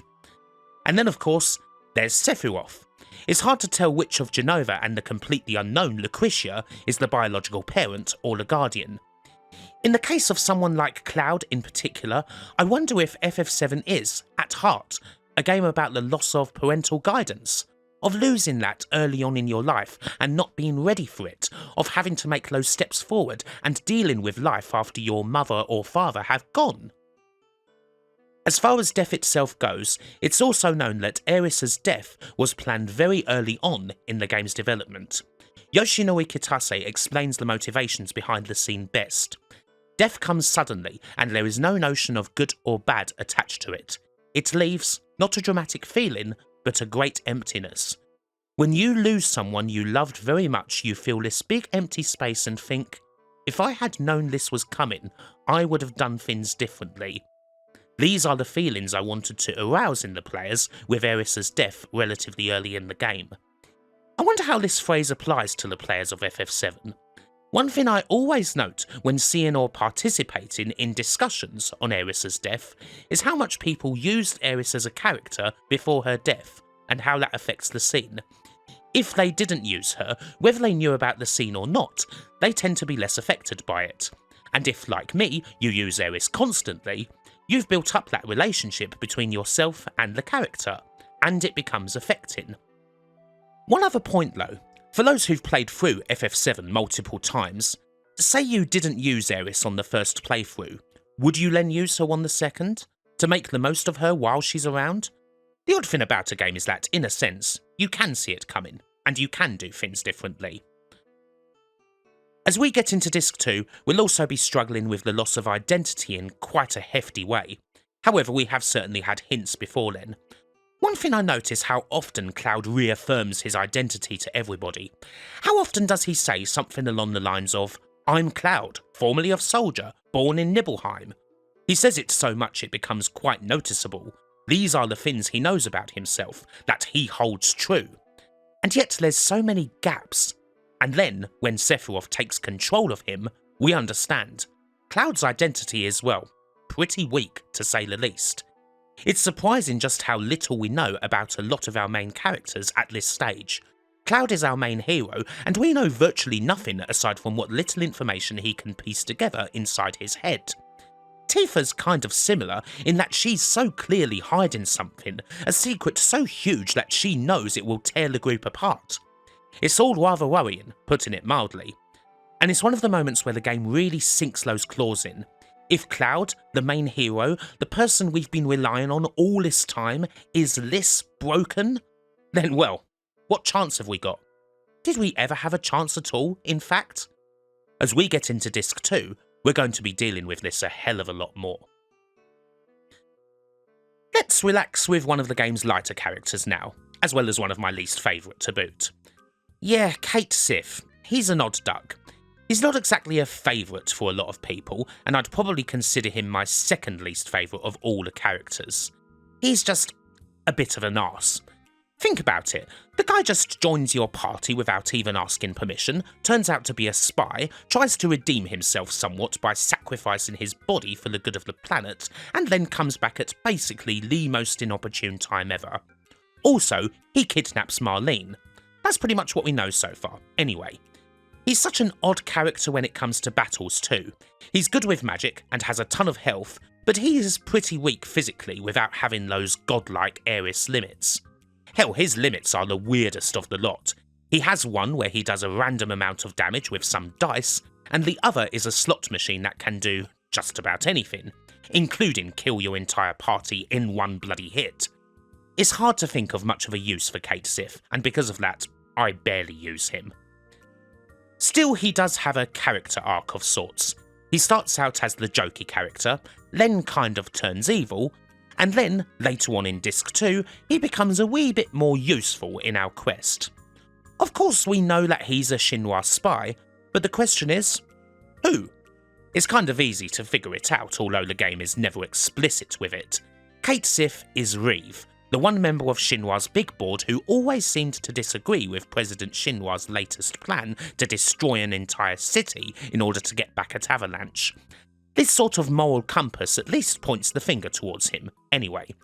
He also manages to save the group from a few tough scrapes, and gives us plenty of information about what the Shinra are getting up to, which does at least redeem him somewhat. Still, I virtually never use him. If I have the services of a Super X soldier, a badass pilot, and a bloodthirsty Wutai princess, all of whom usually deal 9999 damage at all times by game's end, I don't tend to have much use for a cat on a giant doll. Right, let's have a look at FF7's script, shall we? It's kind of an odd duck, as the writing's not really of the sort you find in games. The writers of FF7 had a distinct approach in mind, that being of extreme realism. Believe it or not, they wanted the dialogue to sound as natural as possible and for it to have a certain grittiness about it. To some extent, this is why, weirdly for a game made in 1997, Final Fantasy VII is littered with swear words. I imagine this was the first time that a lot of gamers had ever seen the word shit inside a game. Certainly was for me. But from a pure dialogue writing perspective, it means that there's a lot of beats, a lot of stumbling over words, a lot of dropping certain letters. A lot of the more get-up-and-go characters like Cloud and Cid always seem to drop their Gs. It's hardly consistent, for reasons we'll get into soon enough, but it does add a nice touch when it comes to making the dialogue sound good in your head. It certainly sounds a lot better there than it would do if it were voiced by some disinterested actor and directed by someone who didn't have the first damn clue about that sort of thing. The extreme realism approach is also why you get quite a lot of animations, nods of the head, and largely wordless sequences, such as Aeris' death, of course, or Elmira's flashback. It's here where the writing really shines, simply because the writers recognise that sometimes words don't even need to be said. So considering the generally low standard of writing stories and scripts in games around this time, seeing as it was still a bit of a new thing, Final Fantasy VII really does shine in parts. It's a shame then that the translation, alas, barely does it any justice. There are some rather famous moments here, of course. Who could possibly forget "This guy are sick"? But sometimes the translation is such that sequences just don't make any sense at all. You get dialogue that appears to be assigned to the wrong character, or, well, just garbled crap. Lines that have completely had any meaning ripped out of them.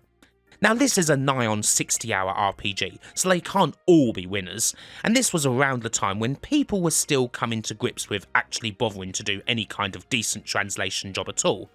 Not every company was of that working designs level, or whatever, and if Final Fantasy VII feels like it was translated by a group of people who probably lied about being bilingual on their CV, but in truth were sweating over a well-thumbed Japanese-English dictionary the whole time, well, that's probably because it was, and it's not like it was a massive priority for most games back then. Japanese to English translation is a very hard task that doesn't usually get much time and resources devoted to it, and so you kinda have to pick through the dialogue with a fine tooth comb to see the parts where it actually does shine through the sadly quite botched translation job. There is a definite vision there that's very much unlike the majority of games ever released, but it tends to get fogged up quite a lot of the time. For our next bout of character analysis, let's have a look at the family lion-wolf hybrid. Red 13, Nanaki, whatever you want to call him. He has a rather odd progression in that he starts out really quite annoying, but then gets quite a bit better as time goes along. Seriously, the first time he comes in, he's all pseudy and the like, purposefully mysterious and too good for any of this, and frankly you just want to slap the bastard. Okay, that's probably a bit much, but it's not all that endearing. He also has the odd distinction of being both the oldest in the group, 48, and the youngest too, seeing as his age is apparently only equivalent to about 16 in human years. He's a lot better by the time he gets to Cosmo Canyon, as he at least feels like a supporting character who's been, if not pulled into our story, but almost taken in by it. At first he doesn't want to do much other than hitch a ride, but the Kalm flashback draws him in. His own story, of the ones we get for supporting characters in Disc 1, is certainly a fair bit more interesting than Barret's, even if it is a simple coming-of-age story. One of the things I do generally like about the character is his constant worry that he might become a monster. He certainly sticks out amongst a group that largely consists of humans, even our stuffed toy cat is controlled by one. He's different though, and he could have easily been someone who we'd fight against, particularly if Hojo had been able to experiment on him for any length of time. As the Genova cells become ever more important to the plot, it becomes a bit more of a worry, and although he doesn't have a particularly big character arc, the thought that things could have been so different humbles him as he gets closer to the group. Still, he's mainly prized for what he offers in combat. He's a pretty strong character, and he usually spends quite a bit of time in my party early on, at least until Cid comes in. He gets a grotesquely overpowered weapon after Cosmo Canyon, and if you upgrade his strength with that, yeah, you won't have much trouble when it comes to fights. He ends up being a capable enough all-rounder, really. He's fairly average story-wise, but not a bad character. Okay, finally, let's revisit two characters we've already looked at. It's certainly something to see how Cloud has progressed since Midgar, cause well, things have gotten a whole lot more complex. It's obviously pretty common for characters to get a bit of self-doubt going. Hell, damn near every character in this game has some at one point or another. But this is more than self-doubt. It's more like self-erasure. It's quite shocking when it happens, and you finally realise that Sephiroth has some sort of control over Cloud, and that he might not exactly be the person he's always said he was. It's kind of a worry too, as throughout Disc 1 you've come to rely on Cloud just about every step of the way. You can't really exaggerate just how useful Cloud is, particularly in combat. He's the absolute best character. He isn't just an all-rounder, he's a master of all trades and a jack of none. The best attacks, the best magic, the best everything. But then, you can't really trust him anymore. And you wonder just where he's been leading us all this time. It's quite the move. If there's one thing you can usually count on in a game, it's that you're going to be able to trust your main character. they're always going to be doing the right thing. And then FF7 goes ahead and introduces a bit of unreliable narration into the mix.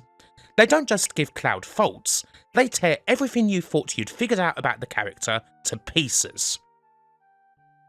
And so the emo accusations start up again, perhaps with a little bit more force behind them this time. This characterisation was certainly a bit influential, and gave way too many a hero that was filled with similar doubts, who didn't really know what they were doing, who felt like they were living a lie. That's not so much Cloud's fault though. The relationships change more as you realise the fragility of our group, how everyone, particularly Tifa and Aeris, were trying to hold Cloud together. Tifa's worry when Zack gets mentioned in Gongaga is clearly connected to previous events. It's as if she doesn't want Cloud to actually think about anything, because there's a danger that if he does, the whole edifice might crumble. Needless to say, things are going to get a whole lot worse for Cloud before we're done. And then there's Aeris, who we also have to look at closely now, as her arc comes to an end. Back in Midgar, she was largely a bit of a damsel in distress, albeit one with some rather fun traits that made her appealing.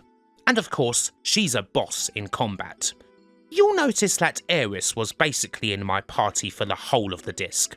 It's not just because I like the character, it's because she pretty much kicks ass if you take the time to use her and up her limits.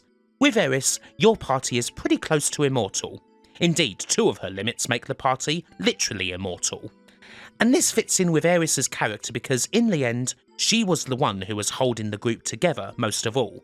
As the last of the Ancients, she knew that she had quite a large responsibility. She also knew that, despite all the battles and whatnot, she was probably going to be the person who'd be best placed to save the planet. Aeris stops being a damsel and becomes kind of like the group's mother figure. Not in an ethereal sense, as she certainly dishes out a bit of tough love every once in a while, but in the sense that she becomes the group's guide, leading them ever closer to the temple and the forgotten capital. When you think about it, she was the only person who truly had a plan for dealing with Sephiroth. The rest of them wanted to chase Sephiroth, and we had the Black Materia. But even if Cloud hadn't been controlled by Sephiroth, what were we actually going to do with it? Did we know? Would we just hold on to it forever? Everyone else was making things up on the fly, but Aeris had a plan. Alas, it was cut short. When Aeris dies, the party pretty much goes to hell. It's chaotic from here on out, because she was the one who really held things together and was able to manage Cloud effectively.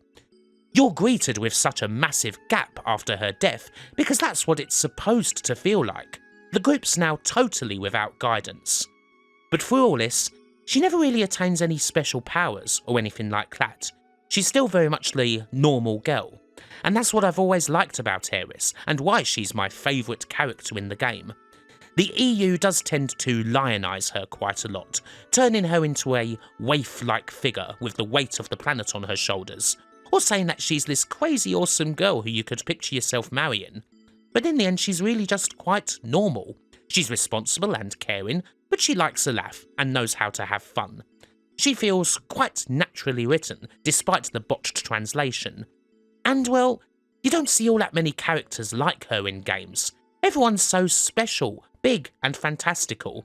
And hell, Aeris is, in a way. But as far as personality goes, she's actually quite relatable. You can recognise her. And that deserves quite a lot of praise, really.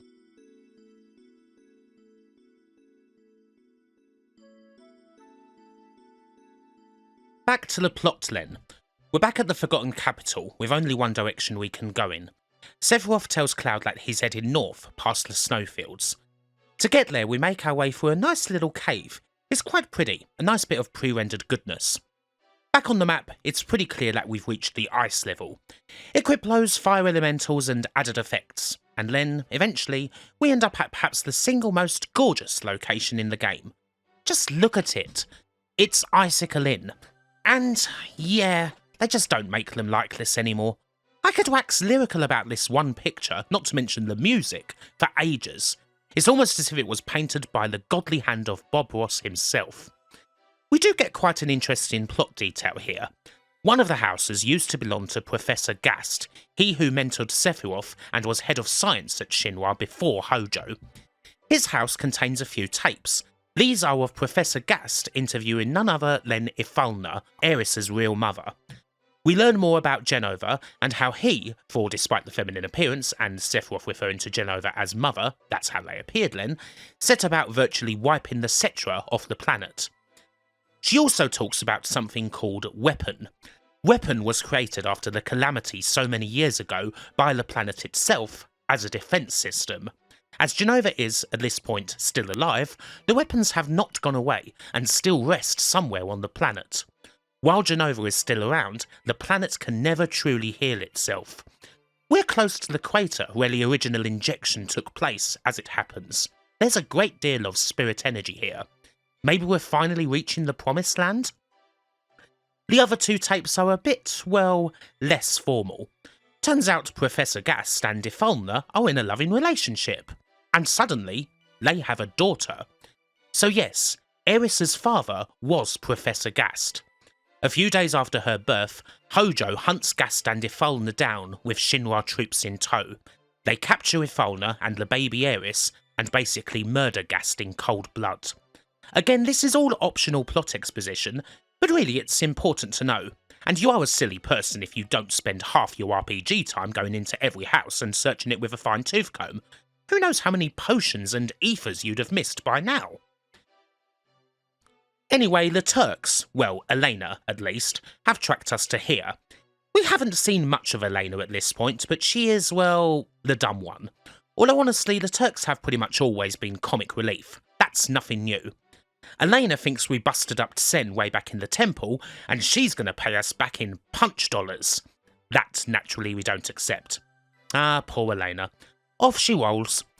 To continue north, we have to find a way past the steep and dangerous path towards the Great Glacier. So, we steal a map from an inn's wall, convince, well, force a busted up kid to give us his snowboard, and find out about some guy named Holzoff who's disappeared in the mountains years ago. His wife's convinced he's still alive though. Bless. Anyway, it's time for the snowboard minigame. Gotta say, this is my favourite minigame of them all. Seriously, I used to play it for hours at the Gold Saucer. Anyway, we only get to do it once for now, sadly. But eventually, we fly off the slope, and we end up in the Great Glacier. And yeah, it's also a beautiful place. And I think most people will agree, a very annoying place. It's huge and confusing. You've got to use the map to get around, and it sure as hell isn't any kind of Elder Scrolls fast travel type thing. You've got to look at the landmarks to figure out where you are. You know, like an actual map. Anyway, there's a lot of rare treasure here, so I pick up as much as I can. I want added cut, at least. But eventually, Cloud ends up passing out before too long. Which is cool because, seriously, screw going in that area where there is nothing but snow, the camera moves about, and you have to use markers to know where you are. In all my playthroughs of the game, I think I've got through this once without actually passing out. Anyway, we wake up at someone's house. And it's that guy named Holzoff. He didn't die in the mountains years ago. He ended up staying here in order to help anyone who's going to climb the mountain. And his poor wife doesn't know a fin about it. What a bastard, eh? At least he gets us prepared for the next part of the journey. So, we get our party together. Now that Aeris is gone, we kinda have two spaces to fill. For a change, I roll with Sid and Barret. Sid is a beast at the moment, with an awesome weapon and the champion belt. He even does more physical damage than Cloud, enough to massacre anything that moves. That 7,000 damage there? It's a critical from his level 1 limit. Anyway, the deal here is that you climb up the cliff, and whenever you reach the ledge, you hammer square to increase your body temperature. If it goes too low, you pass out again and end up back at Holzoff's. It's easy enough so long as you remember to hammer square on every ledge. The way is also peppered with a couple of little dungeons. I'm sure everyone remembers these bloody annoying stalactites, don't they? And of course, there's a boss at the end. Typical dungeon crawling type stuff, quite tricky to boot, but nothing the party can't handle. We may not have Aeris around to make the party invincible anymore, but we are still capable. Finally though, the fun's over. You're going to want to sit tight and prick your ears right up for this next part. We reach the crater itself, Jenova's original landing site. Tifa decides to join in at this point, seeing as she's got a bit of a score to settle with Sephiroth too. And guess what? We're not the only ones here. The Shinra have been chasing Sephiroth too, thinking that he'll lead them to the Promised Land, and they know he's kicking around here. The clones have also all made their way here. We get a pretty straight path, following the shuffling figures along, closer and closer, and once again, we find Sephiroth. The clones have had a wasted journey. The few who make it are summarily executed. Sephiroth is, as ever, mysterious and dismissive, knowing that he's still in control, but then he agrees that it is the end of this body's usefulness. Suddenly, we're fighting Jenova again. Weirdly enough, it's another simple fight, but there is a bit of a revelation here. What did that last sentence mean? Think on it. We haven't been chasing Sephiroth all this time, we've actually been chasing Jenova. Way back at the Shinra HQ, it wasn't Sephiroth who suddenly broke in and took Jenova out of its container. No, Jenova was woken up. It took Sephiroth's form and escaped by itself. The whole idea of Jenova, the way it destroyed the Ancients all those years back, is that it can mimic anything, like an ungodly T-1000. And so that's what happened. Jenova escaped all by itself. Or rather, something willed Jenova to escape and come all the way here. And Cloud knows the answer. The real Sephiroth, the one who still very much desires godhood and control over the planet, lies just beyond. For now, the black materia is right there on the ground. Cloud picks it up. We can at least hang on to that. While we have this, nothing bad can happen, right? Though perhaps it's better if Cloud not have it this time, so we give it to Barret instead. His mind perhaps isn't quite as screwed up. Cloud and Tifa move on, in search of the real Sephiroth. And then, boom, cut to white. Suddenly we're not in Kansas, the North Crater anymore. No, we're in Nibelheim. We see a scene from the flashback again, with Sephiroth instructing the group, and more specifically, a man who carries a big sword on his back and has spiky hair. Spiky black hair. Not Cloud. It's an illusion, surely, created by Sephiroth. It's all lies. Cloud remains unaffected. Cut to another scene, the aftermath, the town on fire. The man with black hair rushes out of the Shinra mansion, is asked about his sanity, told to check that house. Cloud remains strong, but Tifa seems troubled by this whole thing. Sephiroth finally appears in the illusion. Cloud stands his ground. He knows what Sephiroth wants him to say. But how can that be? He remembers everything. This whole scene was clear enough to us in the flashback, wasn't it? Were those fires not utterly vivid? Sephiroth remains unconvinced. He says that this isn't an illusion, this is reality. Cloud's memories are the illusion. Yeah, we are through the looking glass. Sephiroth confronts Cloud with his truth. He says that Cloud was a failed experiment, constructed by Hojo after the Nibelheim incident in his desire to prove the Jenova reunion theory. In other words, he's another clone. Only he wasn't like the others. He was a failure. Cloud wasn't even given a number, in fact. Cloud remains steadfast to his own truth, but, well, we know about the flashbacks, don't we? We saw what happened at the temple. We know this, and Tifa seems to know it too. And yet Tifa talks about those childhood memories. Don't you remember the well? The promise? What about that? But even that isn't sacred. Tifa isn't sure of those memories. Something's odd. They were almost too perfect, weren't they? Remember that Jenova can assume the guise of anything, and if Cloud is a clone, Jenova cells are inside him. So Jenova has merged with Tifa's memories inside Cloud's head, creating Cloud's personality and his childhood. Someone named Cloud? Well, it could just be a small part of those memories. A name, even. For as a clone, it's not like Cloud actually had a name in the first place. Now, how would you like to see a picture? Do you recall the one that was taken just before we headed off to Mount Nibel? We get to see it. There's Sephiroth, there's Tifa, and there's that man with the black hair. Tifa's trying to get Cloud not to think about all of this, as the evidence continues to mount. As he has often done, Cloud reinforces his own identity. He came to Nibelheim, he saw the town, he saw his mother, he played the piano. It was his first mission after becoming a first-class soldier. And there, the killer blow lands. Cloud realises that he doesn't remember when he even joined Soldier in the first place. With one cornerstone removed, the entire edifice crumbles. Suddenly, the memories have eaten themselves. Now, well, that's obviously a lot of information to take in. And no, it doesn't really stop there either. Why don't we pause for breath for a moment? We can at least see what the Shinra are up to. They've arrived at what they believe to be the Promised Land, a cave made entirely out of materia, with enough Mako for 1,000 Midgars. Rufus and Scarlet act as though they've found the lost city of gold, while Hojo remains unconvinced. And suddenly an eye peers out at them. Oh, who's that then? You remember Gast's tapes, don't you? Hojo does. That eye belongs to Weapon. The planet's in danger, now more than ever. And so what are we seeing here? Is the planet's defense system waking up? Pause, on your marks, get set, go. We're back with the rest of the party. Tifa suddenly rushes to Barret and tells him to come quick because Cloud's in trouble. And so, naturally, he does. And then we see that it wasn't Tifa at all. Jenova had one final call to make. Cut back to the so-called Promised Land, where all of a sudden, Cloud appears right in front of the Shinra crew, who are a bit shocked by this, obviously. Barret and Tifa, the real one this time, also arrive.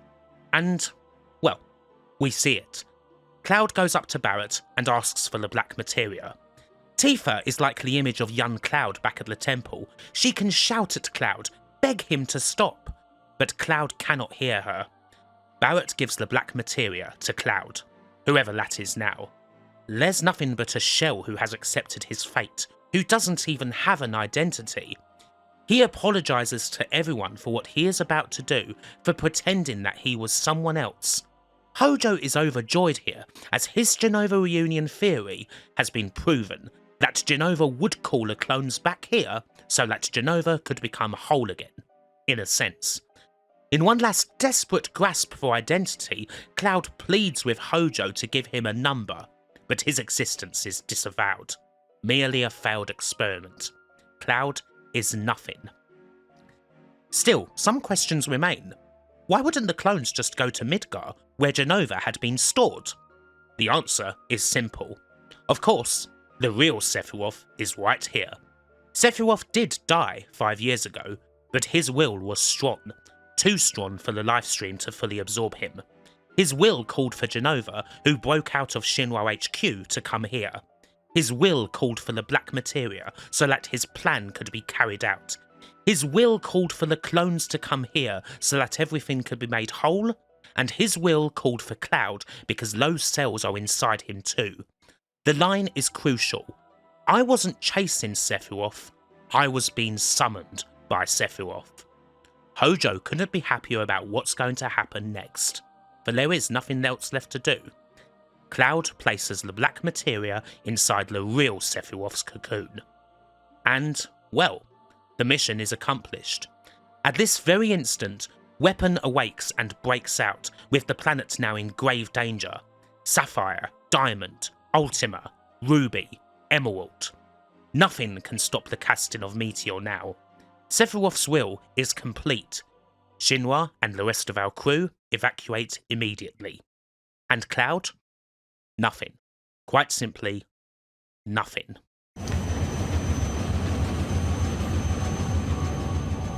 Another flashback tells us a bit more. It's Tifa's this time. We see how they met again, Cloud a semi-conscious mess on the steps of Sector 7 station. He sees Tifa and, all of a sudden, becomes invigorated. He still freaks out though. One little string was given to him, and from there an entire set of memories was constructed in an instant. Such is the power of Jenova, I suppose. But always had that thought at the back of her mind that something just flat out wasn't right, that things didn't add up. And so she took Cloud on, told him about Avalanche, and gave him a purpose. So she could watch over him, perhaps? Maybe even protect him? Well, everyone makes mistakes, don't they? So we know all about Tifa's own neuroses now, that impending feeling of getting ever closer to opening up Pandora's box. In the end, though, it is all Sephiroth's doing. And his plan? Well, it succeeded. Time passes. Who knows how long. We see Tifa waking from a long rest, with Barret by her side. Cloud is nowhere to be found. Where are we? We're at Shinra's HQ in Upper Junon. And, well, what happened while Tifa was out? Well, why don't you just go ahead and look out the window? The die is cast, the calamity is in the skies. Meteor stares blankly at us all. The weapons are running about too.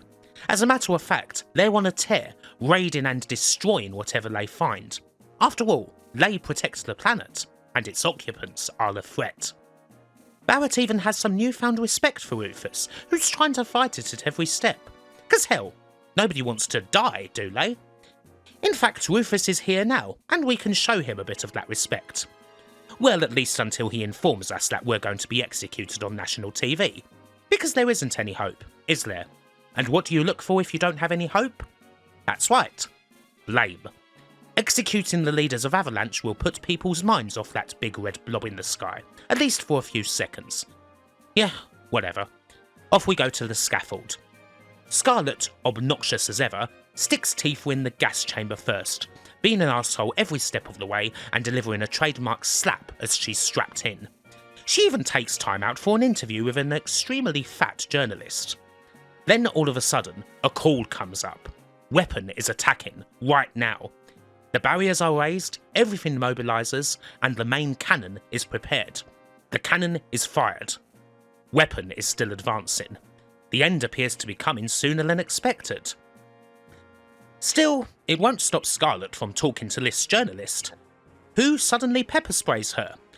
You may have been wondering where everyone else was, and, well, Cait Sith's come to the rescue at least. However, we can't open the door. We need to find another way, just as the gas starts seeping into the chamber. There is nothing for it. We need to rush to the airport. We're riding on sheer chance at this moment, just as Weapon arrives. This one happens to be Sapphire Weapon. There is perhaps one small hope for Tifa. In classic fashion, a key's been left on the floor. If you can just make a movement here, a movement there, closer and closer... Suddenly we're out of our restraints. We can turn the gas off. But we still can't get out of here. Weapon readies a massive beam that opens a huge scar in this fortress, and luck's with us again, as it just so happens to open up Tifa's room. Finally, as Weapon readies a second strike, the massive cannon fires at point-blank range, taking Sapphire Weapon's head off. 1 down, 4 to go. A revived Scarlet chases Tifa all the way onto the cannon, where they have a bit of a slap fight. Still, Tifa is cornered. At least until that almighty airship rears into view, Barret telling Tifa to run and jump for that golden shiny wire of hope. We're free once again, and we just so happen to have a brand new ride. As it turns out, the rest of our heroes are aboard the Highwind as well, waiting for their moment to strike and rescue Barret and Tifa. Tifa gets quite excited, especially as everyone's here. So off to the cockpit she goes. And indeed, everyone is here. Well, everyone except Cloud, who sadly was the only person Tifa really wanted to see.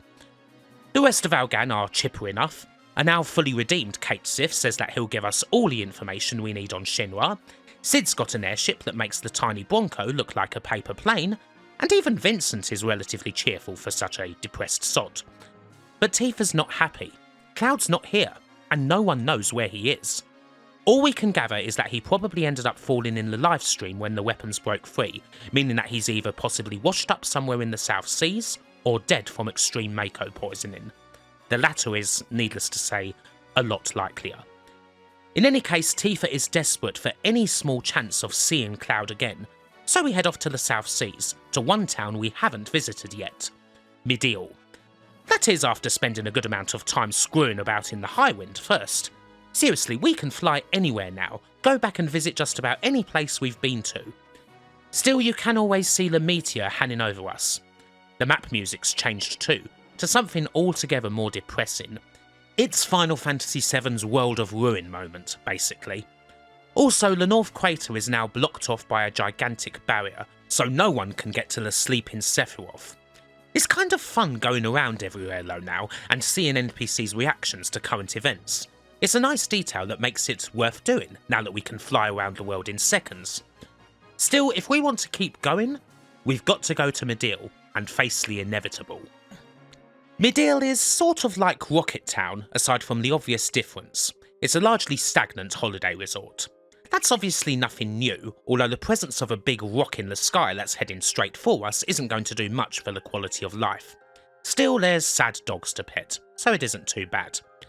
Suddenly though, Tifa overhears a conversation about a young man with spiky hair washed up on the shore. Of all the chances. Today's the day we hit double zeros, folks. Cloud is here, and more than that, he's still alive. He's in the clinic in the north of the town. Naturally, Tifa rushes over, not thinking about anything else except seeing him again. And what does she find? It's almost too hard to face. Cloud is, well, nothing. Unresponsive, in another world. The doctor talks about extreme Mako poisoning, of being exposed to so much knowledge in the Lifestream that it's a miracle Cloud's even here at all, but he likely can't even recognise us at this stage. Essentially, well, he's brain damaged. As we know, Tifa only wishes to see Cloud, and now what with seeing him like this, she only wants to be by his side. So we've no choice but to leave Tifa here in Midgar. We hoped we'd gain a member of our crew back, but, well, looks like we've lost another. But it's not like we can stop, really. Shinra have an idea, and Cait's going to tell us all about it. They're going to take something called huge materia, massive rocks of the stuff, from their reactors in Nibelheim, Corel, and at a place called Fort Condor. The aim is to basically use the power of these rocks to hurl them at Meteor, thus smashing the rock into pieces. It doesn't seem like a particularly smart plan, and it probably won't work, although we don't exactly have much in the way of ideas ourselves. Still, we are going to stop the Shinra from doing this. This is a bit of a leap in logic, really, but, well, we hate the Shinra, and whatever they do ain't going to be any good for the people, so we are going to stop them. But we do need a leader. Barret starts talking about being the leader, getting the whole Avalanche band back together, but he knows he's no leader. So who else can we turn to? Well, let me ask you this. Who's the captain of the ship? There's only one guy who's got the stones for this job, and it's Cid. So for the time being, Cid is our leader, the captain of the ship, and the captain of our hearts. First off, we're heading for Corel. It's quite likely that Shinra's mission to take the materia out of that reactor isn't exactly going to improve the town, so yeah, we don't want to screw things up there any further. When we reach the reactor, we see them taking the materia out by way of a train. Naturally, we take off in another carriage in hot pursuit. Cid may not be a train driver, but he can pick it up quickly enough. Soon enough, we're on the big train and busting up everything we see. Needless to say, our strongest opponent was the last one. One brave guard who gave his life to protect the materia. Still, we kick the shit out of him. The train itself is on a collision course straight for North Corel, but thankfully we managed to stop it just in time. The town, or what's left of it, is saved. And so we have brought a proper ending to Barret's story arc. By saving North Corel from a second bout of destruction, he's redeemed. The miners are in good spirits. Hell, they'll dig a tunnel and survive the meteor that way. Whatever gets you to sleep at night, I guess. 1 materia down, 3 more to go. Next up, a place called Fort Condor. It's been open to us for a while, but we've never really bothered with it. There's a disused reactor inside there, and Shinra are manning their troops for one big-ass push. So, we've got to stop them. And we do this by playing a, frankly boring and rubbish real-time strategy minigame. This is why we've not really visited. Still, it is pretty easy, and we win without much in the way of problems.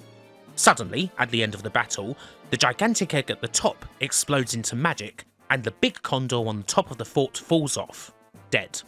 What the hell happened? Well, the condor gave birth. We go up top just in time to see a massive bird fly away, and to pick up Phoenix, another quite awesome materia. And so, another huge materia is in our hands. 2 down. Having thwarted Shinra twice over, things go quiet, and Cait can't get much of a lead. So what now? Well, maybe we should pay our friends a little visit and see how they're holding up. We're off to Midgar. Alas, things are still kind of as crap as ever at Midgar.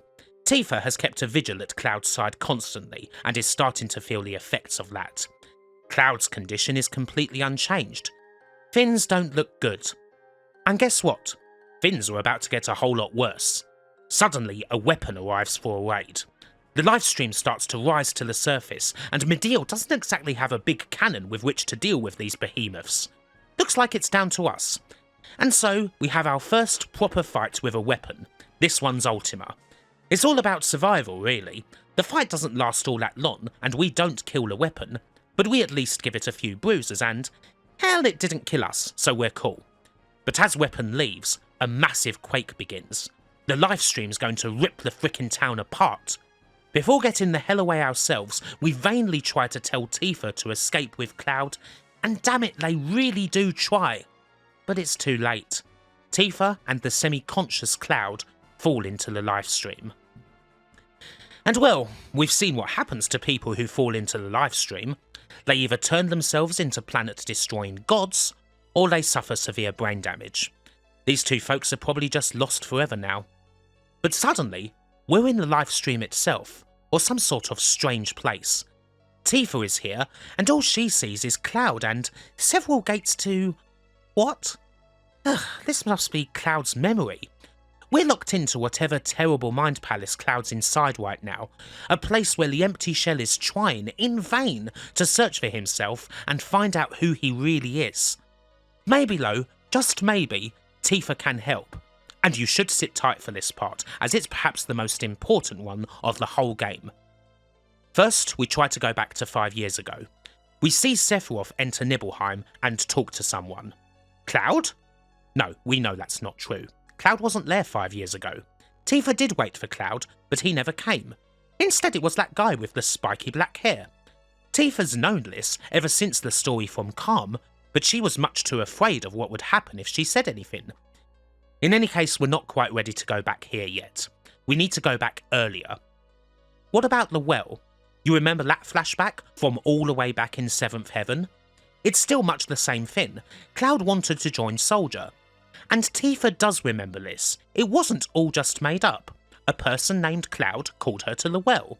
That happened. But is that really all we've got? Again, this could just be Cloud taking on Tifa's memories. Hell, it was Tifa who brought this scene up in the first place, wasn't it? We need something more. Young Cloud appears all of a sudden, and talks of a new memory, one that's locked deep inside of Cloud, that he's never mentioned before. Tifa herself doesn't even know much about it. We go through another gate and find ourselves at Tifa's house, with Tifa surrounded by her friends and looking rather upset. We see Cloud come in to visit and find a bit more truth. Despite living next to each other, Tifa and Cloud weren't ever incredibly close. Cloud thought all of these other people were a bit arsey, though he regrets that now. Still, he wanted to see Tifa. And this day was memorable for another reason. Turns out this day was when Tifa's mother died, hence the sadness. Tifa goes off in search of her mother in Mount Nibel, of all places. We find ourselves at the bridge which, guess what, has never been all that safe. Tifa tries to cross, her friends decide against it, but Cloud tries to cross too, and the bridge snapped. Cloud got by with a few scrapes, but Tifa nearly died, and Cloud, alas, was blamed for what happened. So, Cloud ended up becoming a bit of a tough. He thought Tifa hated him and resolved to join Soldier just to get noticed. It was also Senpai could notice him. For Tifa's part, she never hated Cloud. And indeed, she thought about him a lot over the years, wondering if she would find an article about him in the paper. And that's why she waited for him that day. But the most important thing to note here is that this is Cloud's memory, not Tifa's. We're getting somewhere. Maybe now, we're ready to go back to that event, when Sephiroth came to town. Still, if Cloud wasn't there, how could he know about any of this? That's the question. We end up back at the reactor, where we see Sephiroth slash Tifa. Then, the man with the black hair and big sword comes rushing up the steps. What are we missing with him? Ah, that's right. A name. Suddenly, Cloud remembers it. Tifa knew it all along, but wanted Cloud to remember himself. This is Zack. Yes, Aeris' ex-boyfriend, who we found out a little about in his hometown of Gongaga. Zack does what we saw Cloud do. He rushes into the Genova room. Shortly afterwards, he goes flying right out again. Whoever it was, Zack or Cloud, they sure as hell didn't win any kind of battle with Sephiroth. But then, there's another figure. Someone in basic Shinra uniform, mask and all. The figure picks up Zack's sword, runs up the stairs and straight into the Jenova room, where he stabs Sephiroth in the back, taking revenge for the town of his birth. So you ask how Cloud could know about any of this if he wasn't there?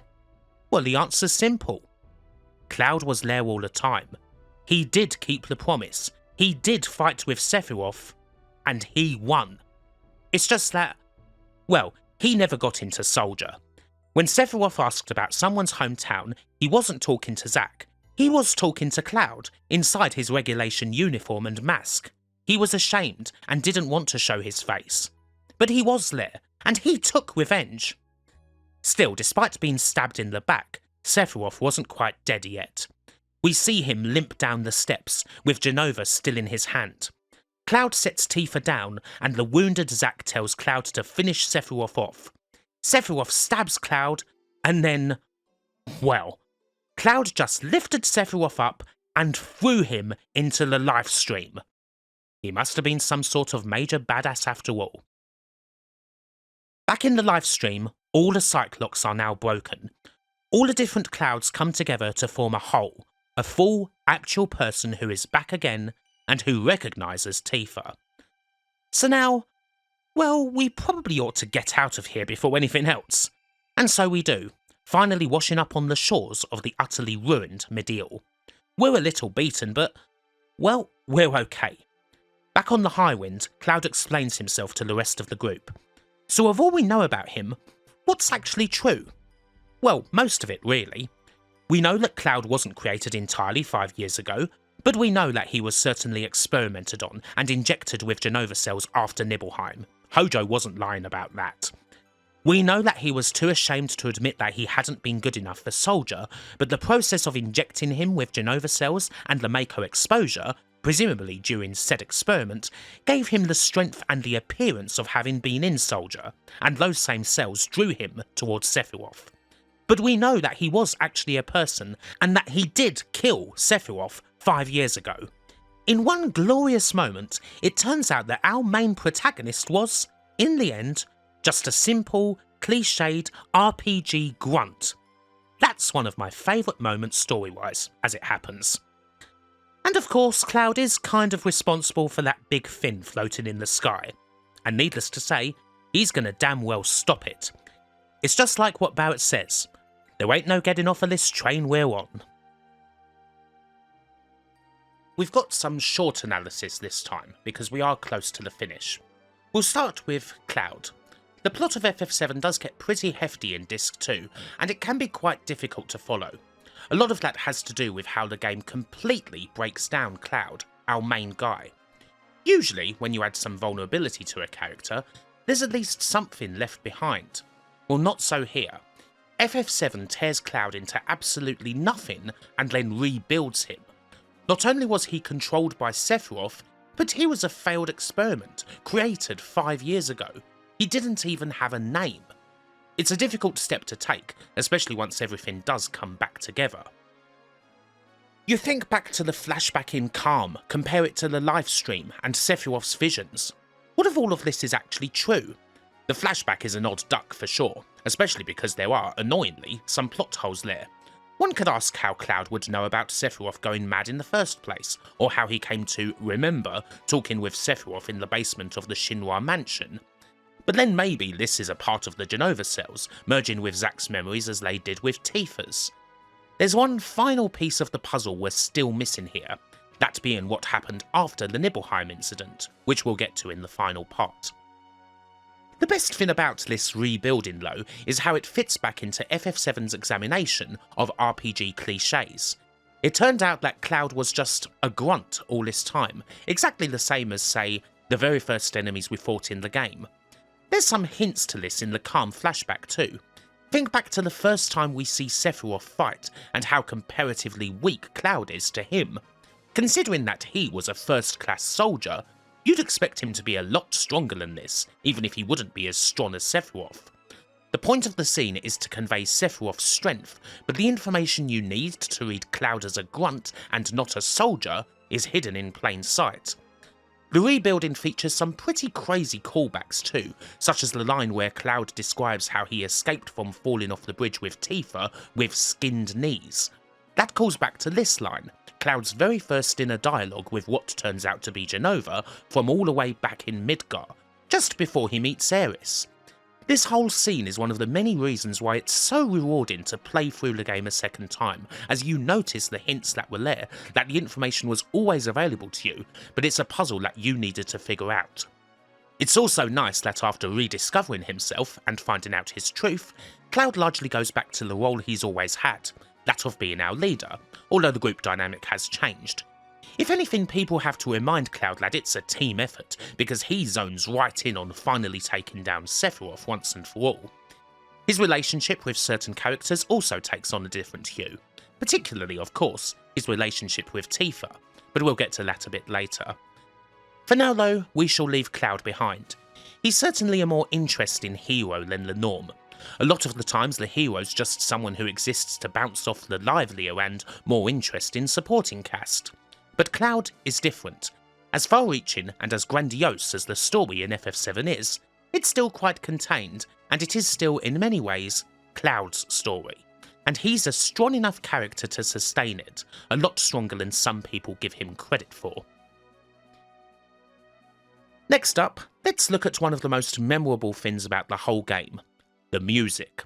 Nobuo Uematsu's soundtrack is just always on point throughout the whole game. There's so many wonderful moments in the soundtrack, too many to list all of them, but I'll pick out a few of my favourites. Anxious Heart, the first theme you hear after the opening Reactor mission, and it's so bare. It sums up the desolation of the Midgar slums, totally. It's even quite pretty in places, but there's always something bubbling under. Or there's something that's been lost, like there's a few instruments missing, but it couldn't possibly need any more. It also does a good job of summing up Cloud's character. It's worth noting that every other character in the game has a specific theme, with the exception of Cloud, and this usually doubles up as his theme. Oppressed People is the music you hear in Wall Market, and by God it's just so funky and sleazy, with the most awesome bassline. Hell, there's awesome basslines throughout the soundtrack. There's Bombing Mission, Under the Rotting Pizza, Cosmo Canyon, Wutai. It's a great game for basslines. Dear to the Heart isn't exactly a famous bit of music from the soundtrack, but it's really quite pretty and low-key. I love the reverse sweeps of strings at the beginning. Then you have Jenova, this track. This one probably has the best bassline of all, actually. It's quite possibly the best boss theme in the game, even over the one track I can't really mention yet because it's to do with the final boss. If I were to pick another theme that's quite underrated on the soundtrack, I would actually go for Corel Prison. Bare, languid, very westerny to boot, definite favourite of mine. Of course you've got Listen to the Cries of the Planet, the theme of the Forgotten Capital. Just creepy as all hell. The choirs, the little plucks here and there, and of course that unforgettable synth melody. Everything about that is foreboding. It makes every hair on my body stand to attention. I really don't need to say a whole lot about Aeris' theme, other than it's one of the saddest, most beautiful pieces of video game music ever written, even if, yeah, it is not necessarily the most original one. Who Am I? If there's one thing I love in a soundtrack, it's a big, grungy 80s synth, and that one's just full of it. Of course you've got A Reunion. Christ, how many of these tracks are just utterly creepy as hell? Reunion doesn't even try to sound ominous. It's almost not the sort of theme you'd want to put in the Northern Cave, but it just is. As far as all the character themes go, I would have to say that no character theme is better than that of the Captain himself. Cid's theme is just heroic, to an almighty degree. And when it comes to town themes, well, we actually haven't visited this place, at least in the video yet, but I love the Wutai theme. Most would probably pick Cosmo Canyon, but this one just edges it out for me, purely for the beat and the flute. And of course there is that one track we can't really talk about yet. Any final encounter needs a suitably epic final theme, and FF7 sure as hell delivers. As far as general comments go, I love that Nobuo Uematsu actually decided not to go for real instruments. He certainly could have, and having a proper orchestra and the like would have certainly fit into the game's super high production value. The songs from FF7 certainly do sound terrific when played on real instruments. But sticking with synths and sampling and the like makes the actual soundtrack stick out a lot more. There's barely a note of the soundtrack that's out of place. It's an absolutely stunning work, and the game wouldn't be the same without it. Is it Uematsu's best? Well, quite possibly. He's clearly one of the best video game music composers around, and this is right from when he was at his peak. I couldn't picture any scene from the game without the appropriate music backing it. It's pretty close to flawless. Okay, we're nearly finished with character examination, but we still have a few bits to fill, including the optional characters. And we'll start with my favourite, the bloodthirsty Wutai princess herself, Yuffie, who is pretty much the kid of the party, always getting herself into scrapes and irritating the rest of them. But yeah, I quite like Yuffie's character. She kind of functions a lot of the time as the player's voice, in a way, the person who says, "Can you believe all this that's going on?" And I like that. FF7 does get pretty crazy after all, and it's always nice to have Yuffie around to add a little bit of brevity. She's great as the group's outsider. And she's pretty damn useful in combat too. I favour Yuffie as the long-range character over Barret, mainly because she's quite a bit better with magic. She does love materia, after all. And then, of course, there's her ultimate weapon, which we'll get to pretty soon. Once she gets that, she can just about tear through anything. Yuffie's side quest and character story, which we haven't actually got to yet, is also a hell of a lot of fun. I like to have a group of 3 very capable and very brassy badasses, and Yuffie's pretty much a constant from discipline right up. And then, yeah, there's Vincent.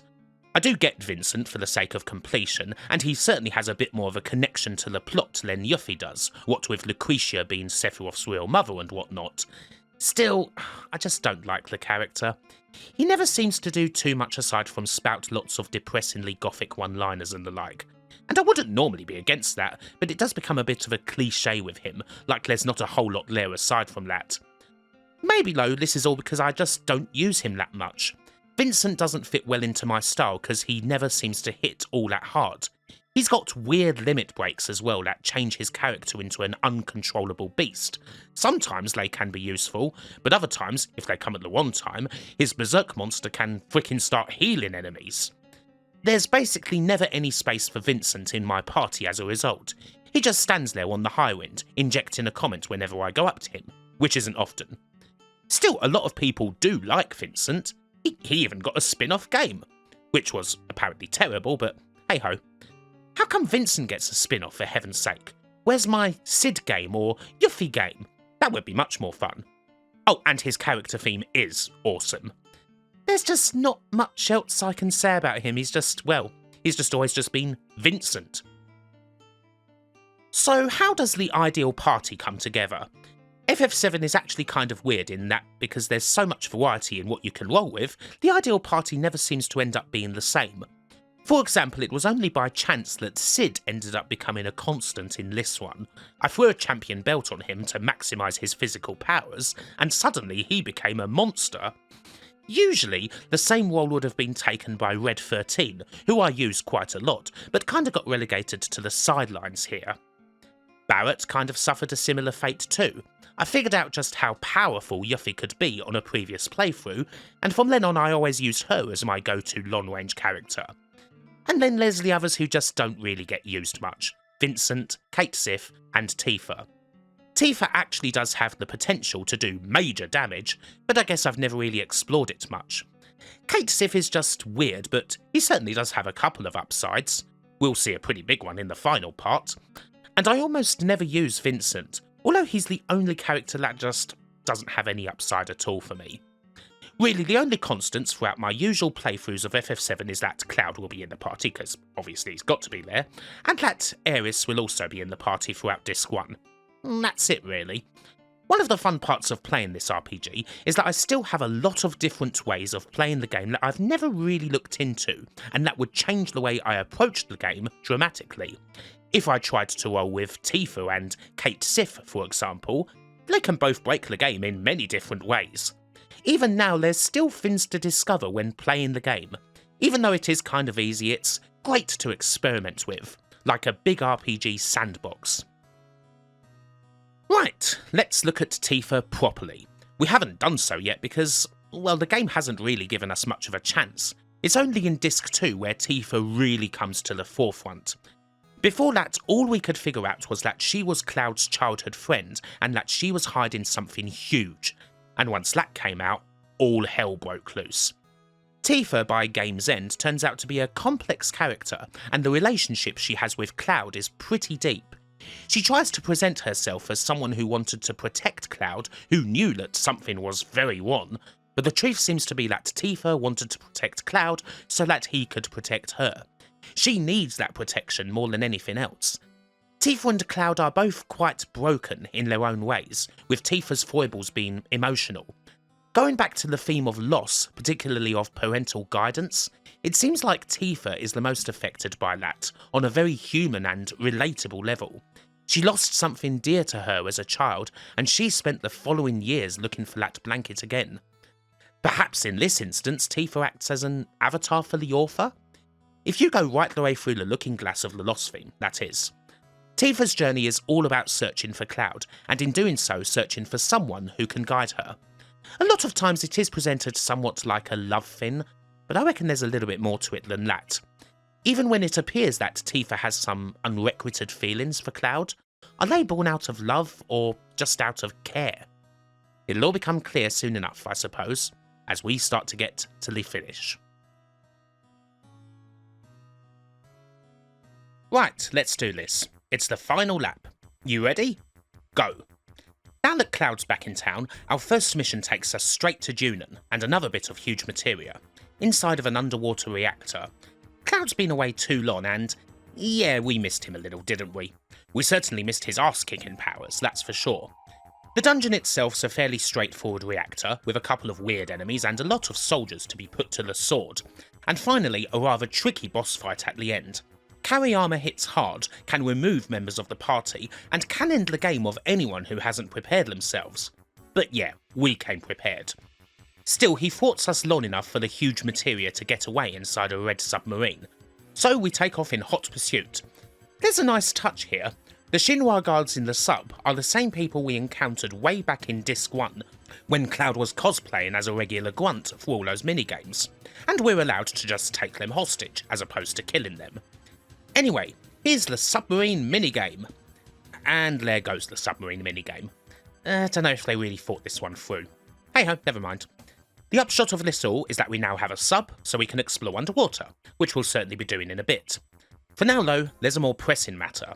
The last bit of huge materia is on its way to Rocket Town via plane. We rush back, but alas, we don't make it in time. So we take off in the Highwind in hot pursuit, making it just as the rocket's about to lift off.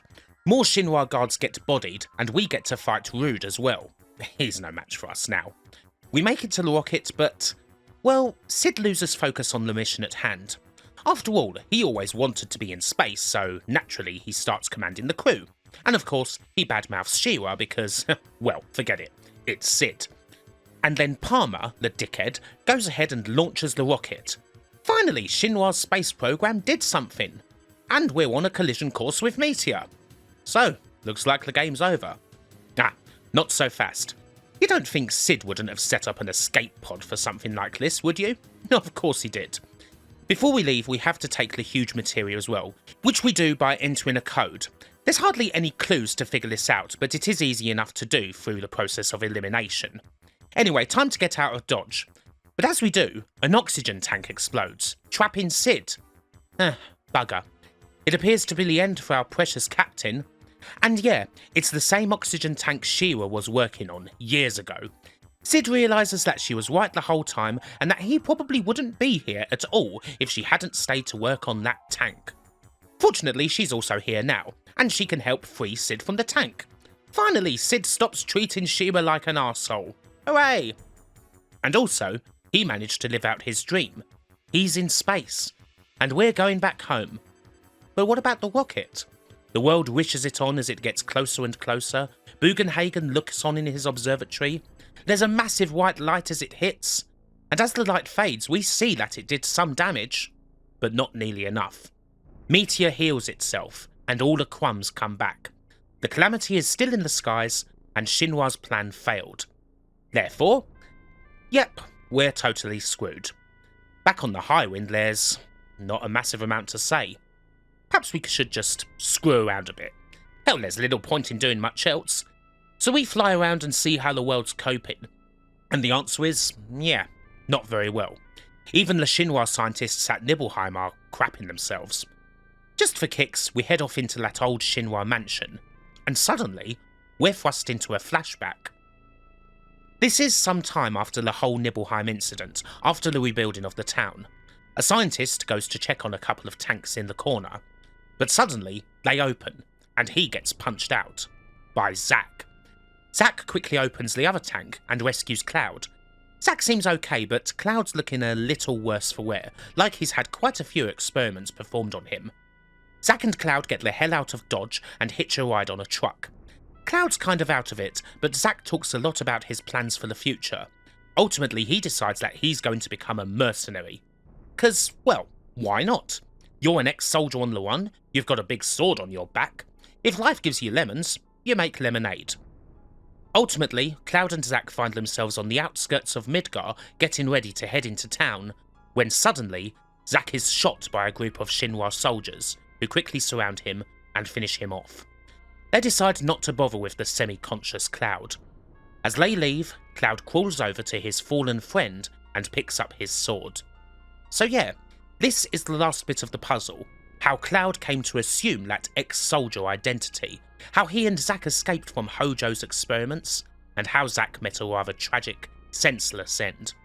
Of course, if you want a lot more detail about this, you can go ahead and play Crisis Core, which is one of the worthwhile portions of FF7's extended universe.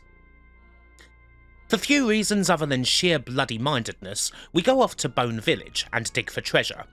We find something odd there though, a key to Sector 5. Turns out that this will allow us access back into Midgar. We can't do a hell of a lot there, although there are a couple of cool things to pick up. And hey, it's always nice to revisit Wall Market again. But when we go into the church, we're greeted by a strange vision. Oh my god, Aeris is there!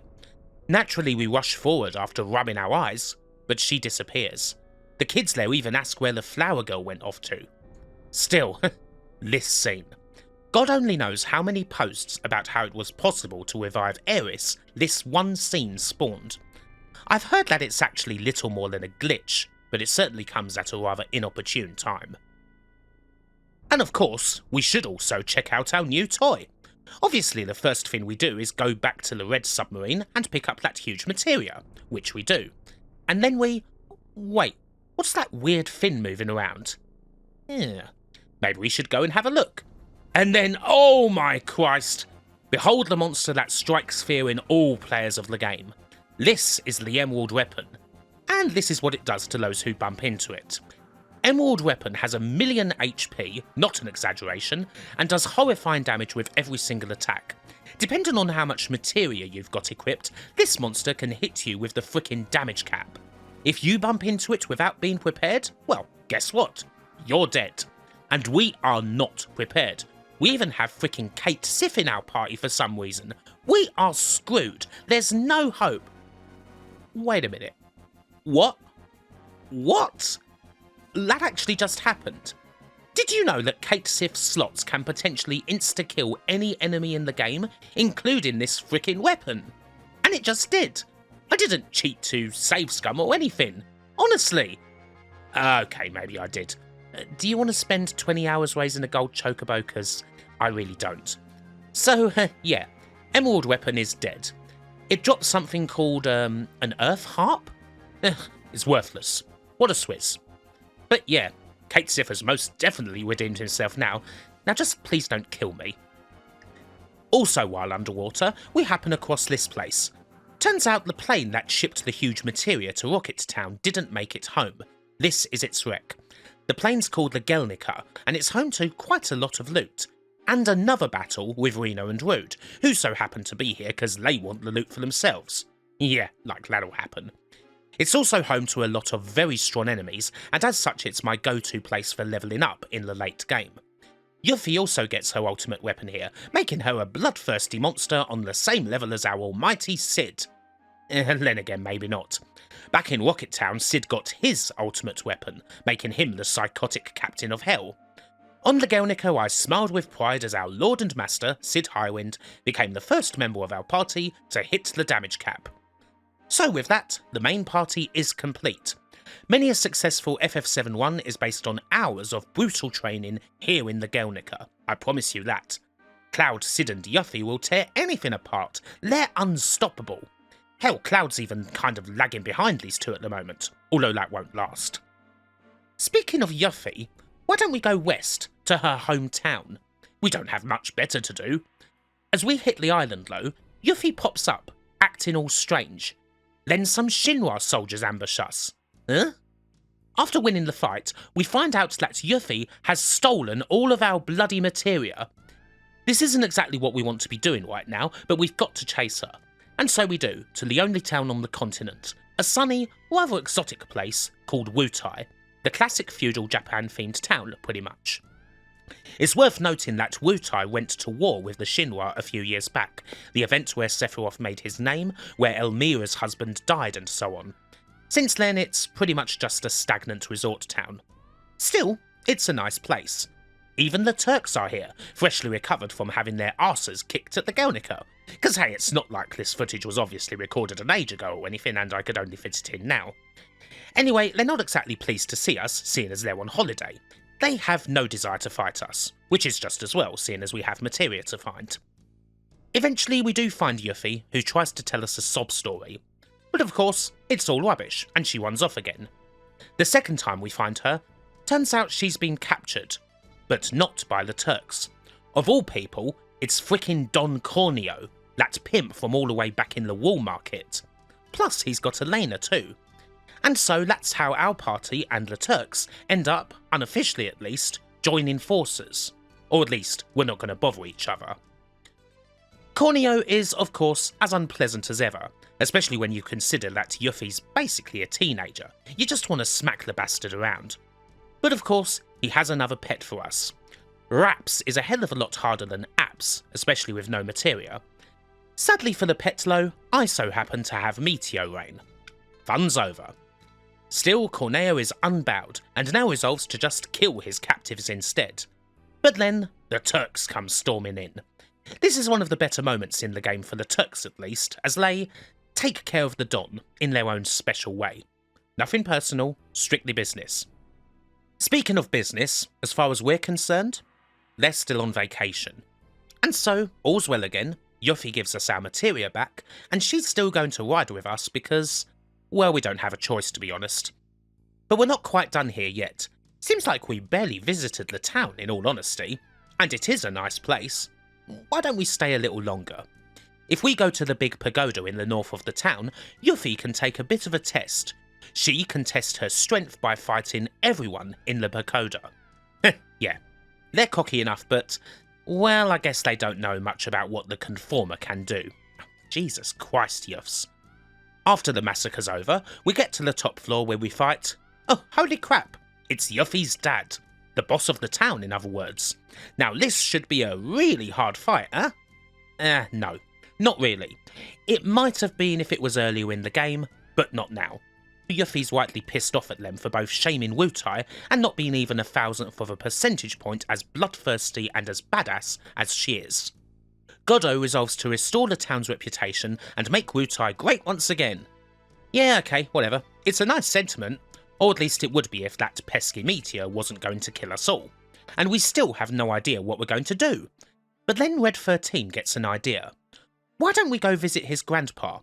Hell, Bugenhagen knows a little bit about the planet, so if anyone's got even half of a clue, it might just be him. It's certainly a cunning and subtle plan, and hey, we aren't doing bugger all else. Off we go to visit the old coot who flies around a lot. Bugenhagen asks us to look into our hearts to find something that we can cling on to. But we don't really have anything. Indeed, it seems like we're all focused on something that isn't there, that being Aeris. We still miss her. But then Cloud thinks about Aeris's plan. She said she was the only one who could stop Meteor. Why did she go to the Forgotten Capital on her own? She was the only one who had a plan, and we need to find out what that plan was. So we need to go back there. Bugenhagen's pretty excited about the whole thing. He's going to come with us, in fact. Just what we need. While we're here, we also deposit the huge Materia in the observatory. Seems like the best place for it at the moment. After all, the group's not exactly the best at holding on to Materia. Anyway, we're back here again. And no, things haven't got any less creepier since the last time. Bugen ho-ho-hos his way into a giant crystal, and there he finds something. We must search for something called Holy, the ultimate white magic, the only thing that can possibly stop Meteor. If there's a black Materia, then it stands to reason that there must be a white. But where is Holy? Of course, it was in Aeris's ponytail. It dropped into the sea when she was stabbed.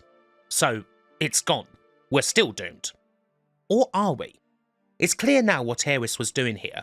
She was praying for Holy to come. But how can we access it? Hell, even if we could, would we even be able to use it? Only the ancients can wield this power, and there isn't any of them around anymore.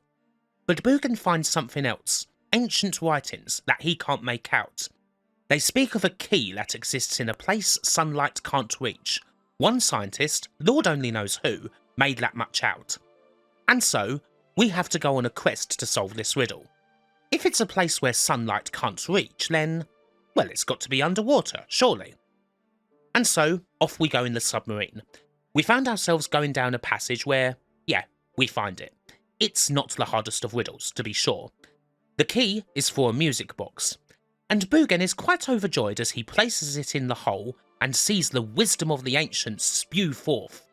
We must now go inside this wisdom, where we find an image. Once again, we see what happened. Aeris praying for Holy, the Materia falling, and then we see the Materia at the bottom of the ocean. It's glowing pale green. It's active. Aeris did what she had to do. She successfully prayed for Holy. She'd always intended to come back to us. Maybe she was going to tell Cloud that everything was ready. But Sephiroth stopped her, and he's still stopping us now. The power of Sephiroth prevents Holy from being set free and destroying the meteor. As ever, the solution is to stop Sephiroth. But how? He rests in that impenetrable cave, laughing. As we leave the capital, we get a call from Cait Sith. Shinra didn't rest up after we screwed them over. They moved that massive cannon over from Junon to Midgar, where they intend to use the city's Mako supplies to fight Sephiroth and presumably destroy Meteor in the process by, reasons. This probably isn't going to do Midgar a whole lot of good. And then, the weapon rises again. Diamond Weapon rises out of the sea and heads straight towards Midgar. Cait Sith is going nuts at this point. We can't let Shinra do this. We can't let the weapon attack the city. It's all crazy, enough for him and Barret to have a bit of a row. Still, we know what Shinra are like, so we can't exactly rely on them. Off we go to beat the weapon ourselves. It's not an easy battle, but we do give it a bloody nose. After a few stabs, the weapon decides to retreat for now. But while we've been fighting it, Shinra has readied the cannon, this fin that they call the Sister Ray. The cannon fires. Diamond fires on the town as the massive beam of Mako rips straight through him. Chalk off another weapon then. But the beam is still moving. It blasts the northern crater's barrier and it was enough. The barrier is gone. The crater is open. Finally, Shinra did something. But still, Diamond's parting shot has an effect. Rufus looks on as a wave of energy smashes into his office window. We fly over to the northern crater to confirm what happened. There is no barrier. We could go down there and fight Sephiroth right now. But wait, Cait Sith has more news. The Shinra's in crisis and the president is presumably dead. Is that all? Oh no, there's worse. Someone has taken control of the cannon's mainframe. Of all people, it's Hojo. Hojo decides that he can't let Sephiroth's plan to destroy the world be interfered with.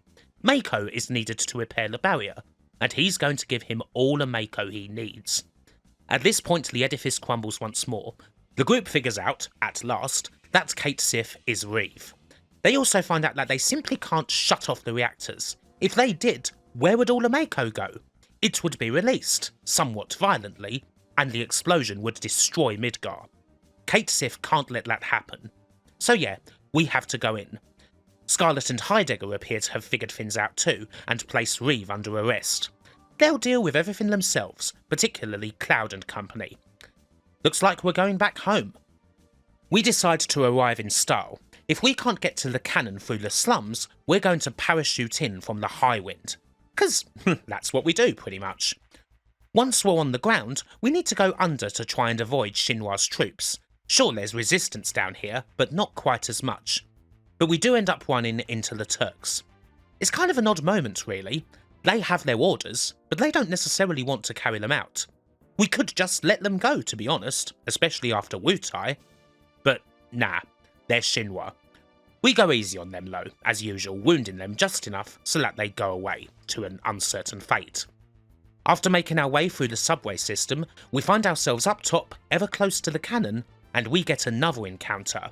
Gyahaha and Kyahaha sit at the helm of a gigantic machine called the Proud Clod, which they're going to use to squash us. Yeah, if it wasn't obvious before that the Shinra are just mad idiots who don't have their priorities straight, it's pretty freaking obvious now. Anyway, it's another machine that's built to destroy weapons. Crap! Or not. And with these two, we are not so merciful. Proud Clod explodes, presumably taking Scarlet and Heidegger with it. They will not be missed. And so we go up the ladders and the stairs, until at long last, we meet up with Hojo. So why is Hojo doing this? Why is he so insistent on the destruction of the planet? It's simple. He thinks he's Sephiroth's dad. He took him just after he came out of the womb. He raised him to become a super soldier. He completed Professor Gast's Genova project, and indeed, he's now injected Genova cells into his body. I guess that means we've got to fight. Hojo has 3 forms, the latter 2 of which are thoroughly disgusting abominations. He sure as hell likes his chemicals, and he can throw tons of status effects at us. Still, all the chemicals in the world can't stop him from being a simple scientist. So, he falls. Hojo is dead. I think Sid sums things up best. And with that, Scarlet and Heidegger are dead. Hojo is dead. Rufus is presumably dead too. The Shinra is no more. We've successfully completed our hostile takeover, folks. And now it's time to erase their mistake. Because after all, none of this would have happened if it weren't for the Shinra. Meteor is set to fall in 7 days. If we can't stop it, then the lights are going to go out. With this in mind, Cloud decides to let the group go off on their own. All of them need to find something, a reason to fight, and a reason to live. For such a messed up individual, he isn't too bad at the old motivational speech. Everyone in the group can take a bit of time, and if they don't find a reason, if they choose not to come back, it's okay. No, seriously, Cloud won't hunt you down or anything. And so, everyone leaves the Highwind. Everyone except Cloud and Tifa. Because, well, neither of them have anyone. There's no Sector 7, no Nibelheim, no nothing. All they've got is each other. Cloud and Tifa park the Highwind and have a heart-to-heart. Will the rest of them come back? Oh yeah, of course. I'm sure they will. Probably. If not, we'll damn well just have to do it ourselves, won't we? Cloud and Tifa think back to all that's happened, particularly back to the Lifestream. They wonder if the stars know how hard they're fighting, and if anything's really changed at all, how much they've learned from each other along the way. And throughout this, they know that they have each other. All the way along, Cloud was searching for Tifa, and Tifa was searching for Cloud. Hell, everyone was searching for Cloud. Finally though, they found each other, and regardless of all that happened in the past, that's the most important thing now. But, well, they don't need to talk to each other to know. Fade to black. When we return, it's dawn. The moment can be stretched out, 1 second after the other, each one never to be repeated, but it's still time. And, well, as it happens, they're the only ones there. Cloud is philosophical about it, because they have each other, at the very least, and if they're going to go down fighting, so be it. So we're back on the Highwind for final preparations to walk into the Valley of the Shadow of Death, when all of a sudden, the plane starts moving. Cloud and Tifa rush back just as everyone else starts filing in. Hell, some of them were pretty much here the whole time. Yeah, Tifa is kind of embarrassed by this.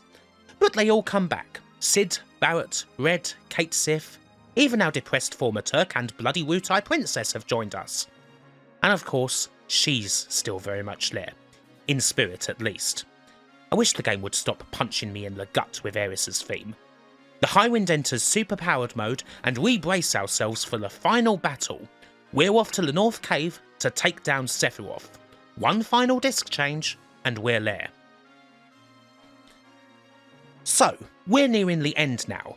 The ladder's down and we can now go to the final dungeon. But well, why don't we screw around a bit more?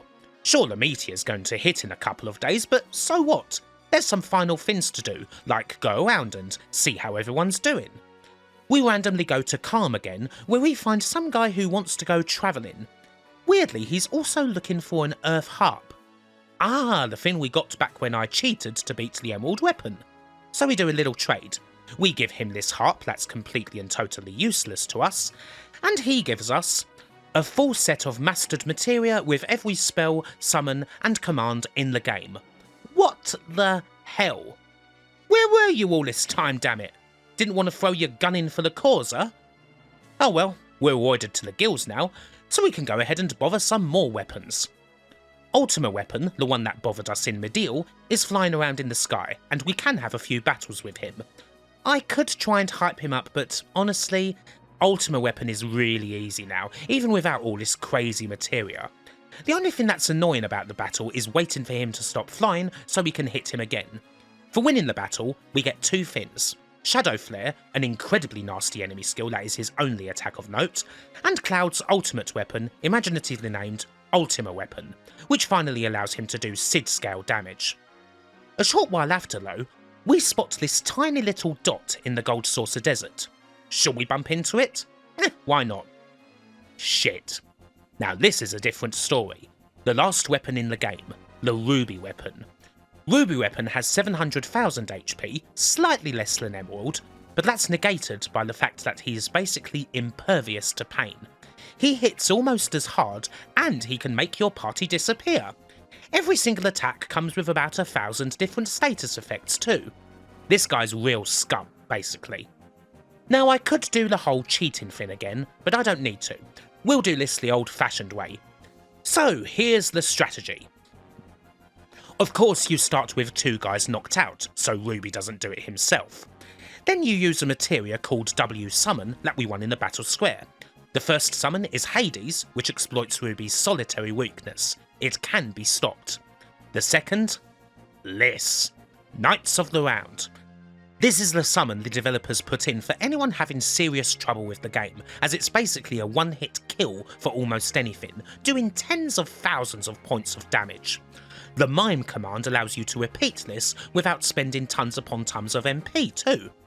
So you do this, as well as prepping Cloud up with elixirs whenever Ruby gets a hit in, and make sure you've got lots of status effect protection as well. It's a hard battle, but we won. And we get, a Desert Rose. Maybe the guy in Kalm has an interest in it. Turns out he does. And in return, he gives us a freaking gold chocobo. Now, I hate the massive chocobo breeding grind, and never do it, which is why I haven't covered it. But this is the end result of that. A chocobo that can go anywhere in the game, crossing mountains, rivers, oceans, the lot. This would allow you access to special caves where you would actually get materials like Mime, Quadra Magic, and indeed Knights of the Round. Anyway, the weapons are dead. No more will they be able to fly around destroying things. Meteor can do a perfectly fine job of that itself. Next up, Cosmo Canyon. Let's see how Bugen's doing, shall we? We arrive with Red in the party, but we're immediately told that Grandpa isn't well at all. He hasn't been the same since he got back from the Forgotten Capital. Nanaki rushes to see him, and the party leaves him alone for a quiet moment. Bugen talks about his long life, Nanaki doesn't want him to go, all that stuff. And after giving Nanaki one final memento, Bugen croaks out his last ho ho ho and dies. He rejoins the party around the fire and says that, actually, Bugen's fine. He's fighting fit and on his way to another journey. I like this part actually. It's another comment on dealing with loss. Nanaki's reaction isn't grandiose, it's more like denial. Lastly, we take one final trip underwater and go down a long passage.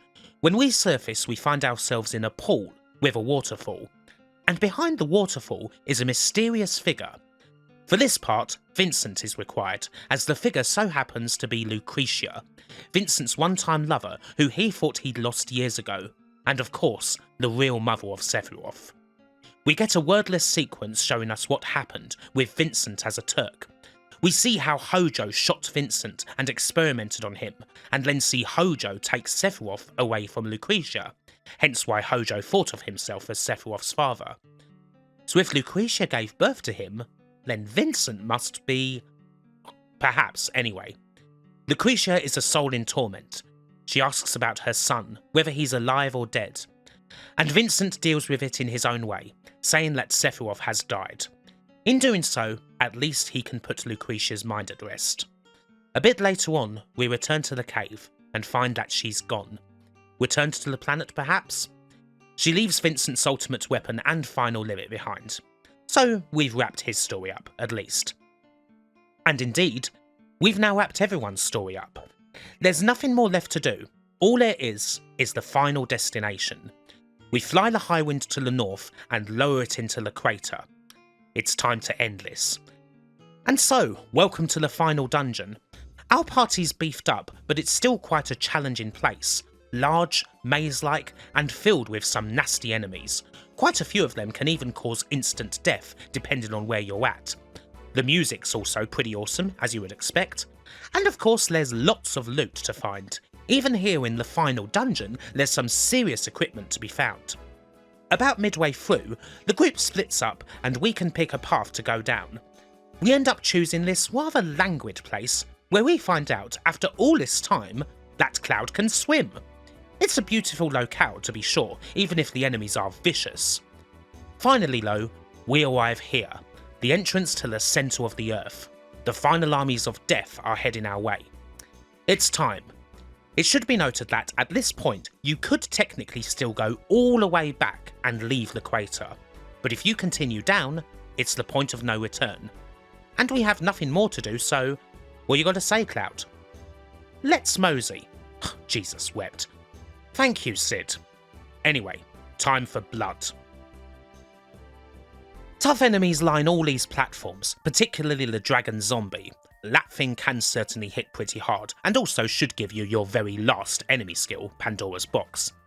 I love this bit though, the awesome lighting, the colours on display, and of course, the Jenova music. What do you think that means, huh? Yes, when we reach the centre, we get one last decisive battle with Jenova itself. Jenova Synthesis, by far the most disgusting creation of the lot. And actually the battle's incredibly easy, especially considering that I cheesed it with KOTR for reasons that will become clear later. Jenova falls in pretty short order in fact, the cause of the crisis is dead. But then the platform that we're on begins to crumble, and we all fall into the core of the planet, where he awaits. He who was in control all along, Sephiroth. And we can do nothing. He holds us all away, threatening to pull us apart. There's nothing we can do, we're putty in his hands. But the green light shines just behind him. Is it holy? If nothing else, it's a sign. Things can't end this way. Either we beat Sephiroth, or we die. And so, we push one final time, and at last, we are in battle. So, the final fight. This is Bizarro Sephiroth, the first form. You've got to knock both of his sides out, then knock out the torso, and then the core. It's a bit of a puzzler this fight, and it can be a bit of a bastard. But this is the final boss, so, you know, there's no holding back. Don't take a half measure when a full measure is what's needed. Our groups hit the monster with everything they've got. He has got a cack-ton of HP, partly because we used Knights of the Round against the last Jenova. I kinda wanted to make the battle as epic as possible, you know? Still, for all the pomp and circumstance, finally the monster crumbles and disappears. Is this the end? Have we won? We can still hear the cries of the planet. it's not over. And Len? This is it. Safa Sephiroth. So you came here looking to fight a madman, and instead you found a god? If Bizarro wasn't a satisfying final boss, then, well, this one definitely is. Sephiroth's god form comes with one gigantic win, a background that looks like the edge of heaven, tons of HP, and some quite stunning attacks, all of which hit hard. And none more so than the most over-the-top attack in the whole game, Supernova. Sephiroth calls on the powers of Meteor, destroys every planet in the solar system, absorbs the entire freaking sun, and then throws all of this and more straight at you. You dare to doubt his godhood now? And of course you've got that music, the marching time, the choral chants, the super bombast of the whole thing. Yeah, it's one of the most famous final boss themes ever, and for pretty good reason. It's a very satisfying battle, perhaps the hardest one you'll find outside of Emerald and Ruby, and it most definitely fits the bill. Hell, playing FF7 is almost like one long build-up, just to get a chance at playing out this battle again. There's no real strategy, to be honest, just throw everything at him, and we do. All the strongest magic, the biggest summons, and of course, Cid, until finally, after one last Ultima, Sephiroth explodes into light and disintegrates.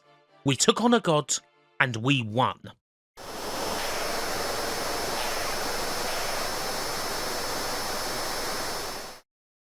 And well, that's all we can do.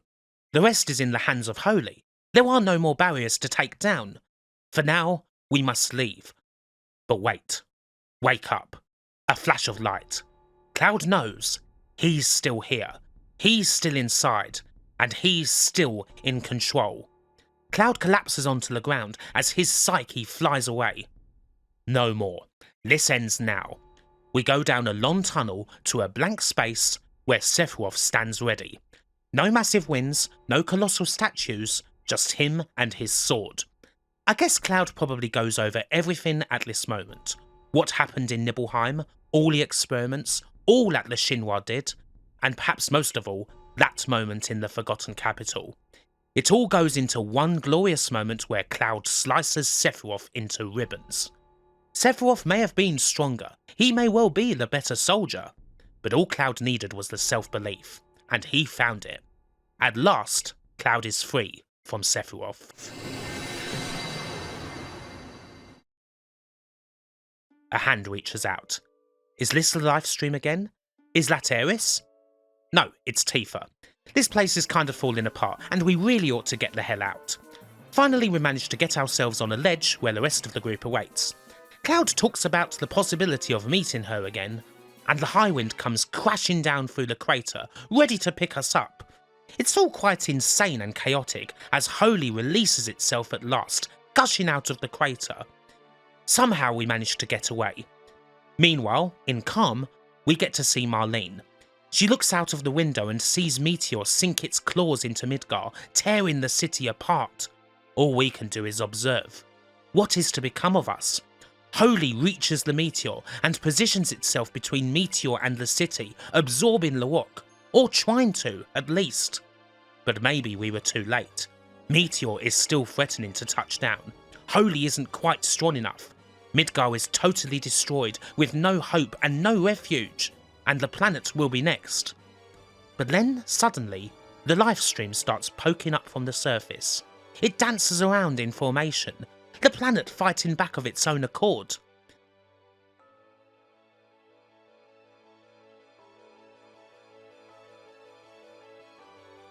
We can only look on as the Lifestream gradually dissolves Meteor.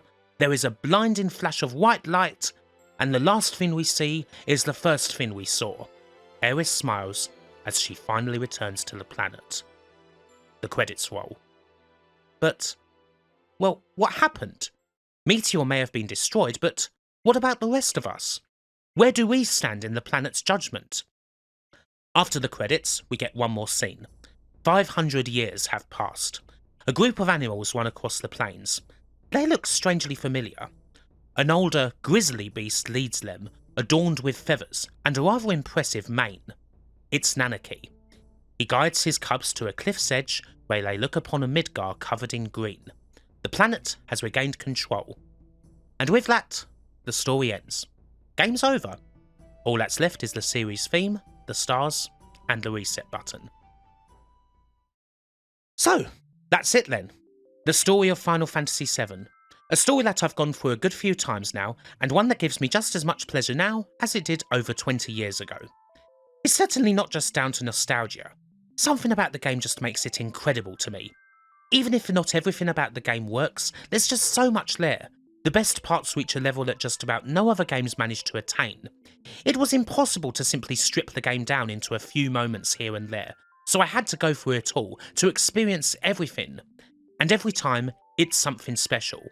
It may be years before I pick the game up again. Hell, maybe I'll never play it all the way through again. I'll just leave it at that. Hey, here's a funny story. On my last playthrough of the game, 5 years or so ago, I never actually finished it. I was at the final boss with an impossibly strong party, literally toying with my prey, when Red 13 got confused and killed the party with an instant death /all. I actually wasn't even mad, but yeah, I never finished the game. So hey, it's nice to write that particular one. And it's nice to have taken people through this too. I always say something like this after I finish a ridiculous project, but I highly doubt I'll put as much into another review as I have this one, especially for a single game. It'll be a while anyway. Final Fantasy VII may have been done to death, but it's my favourite game of all time, and not just because it was my favourite game back in 1997.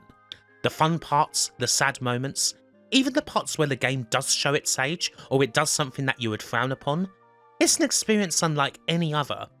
You may well find RPGs that are technically better, or that have better stories, but I don't think any of them would match up to this where it counts, at least not for me. Right in the heart. It's that game. And as always, it's a pleasure. And so, it's time to finish. Thank you so much for watching, especially if you've just ripped through all this in one go. Good on you. It's now probably time to go for something a little more relaxing, chilled out, and simpler. But who knows? A few years from now, Midgar might call again. Who can say? But it's time to end the video. So, as ever, wherever you are, whoever you be, have a good one, take care, and I'll see you next time. Bye.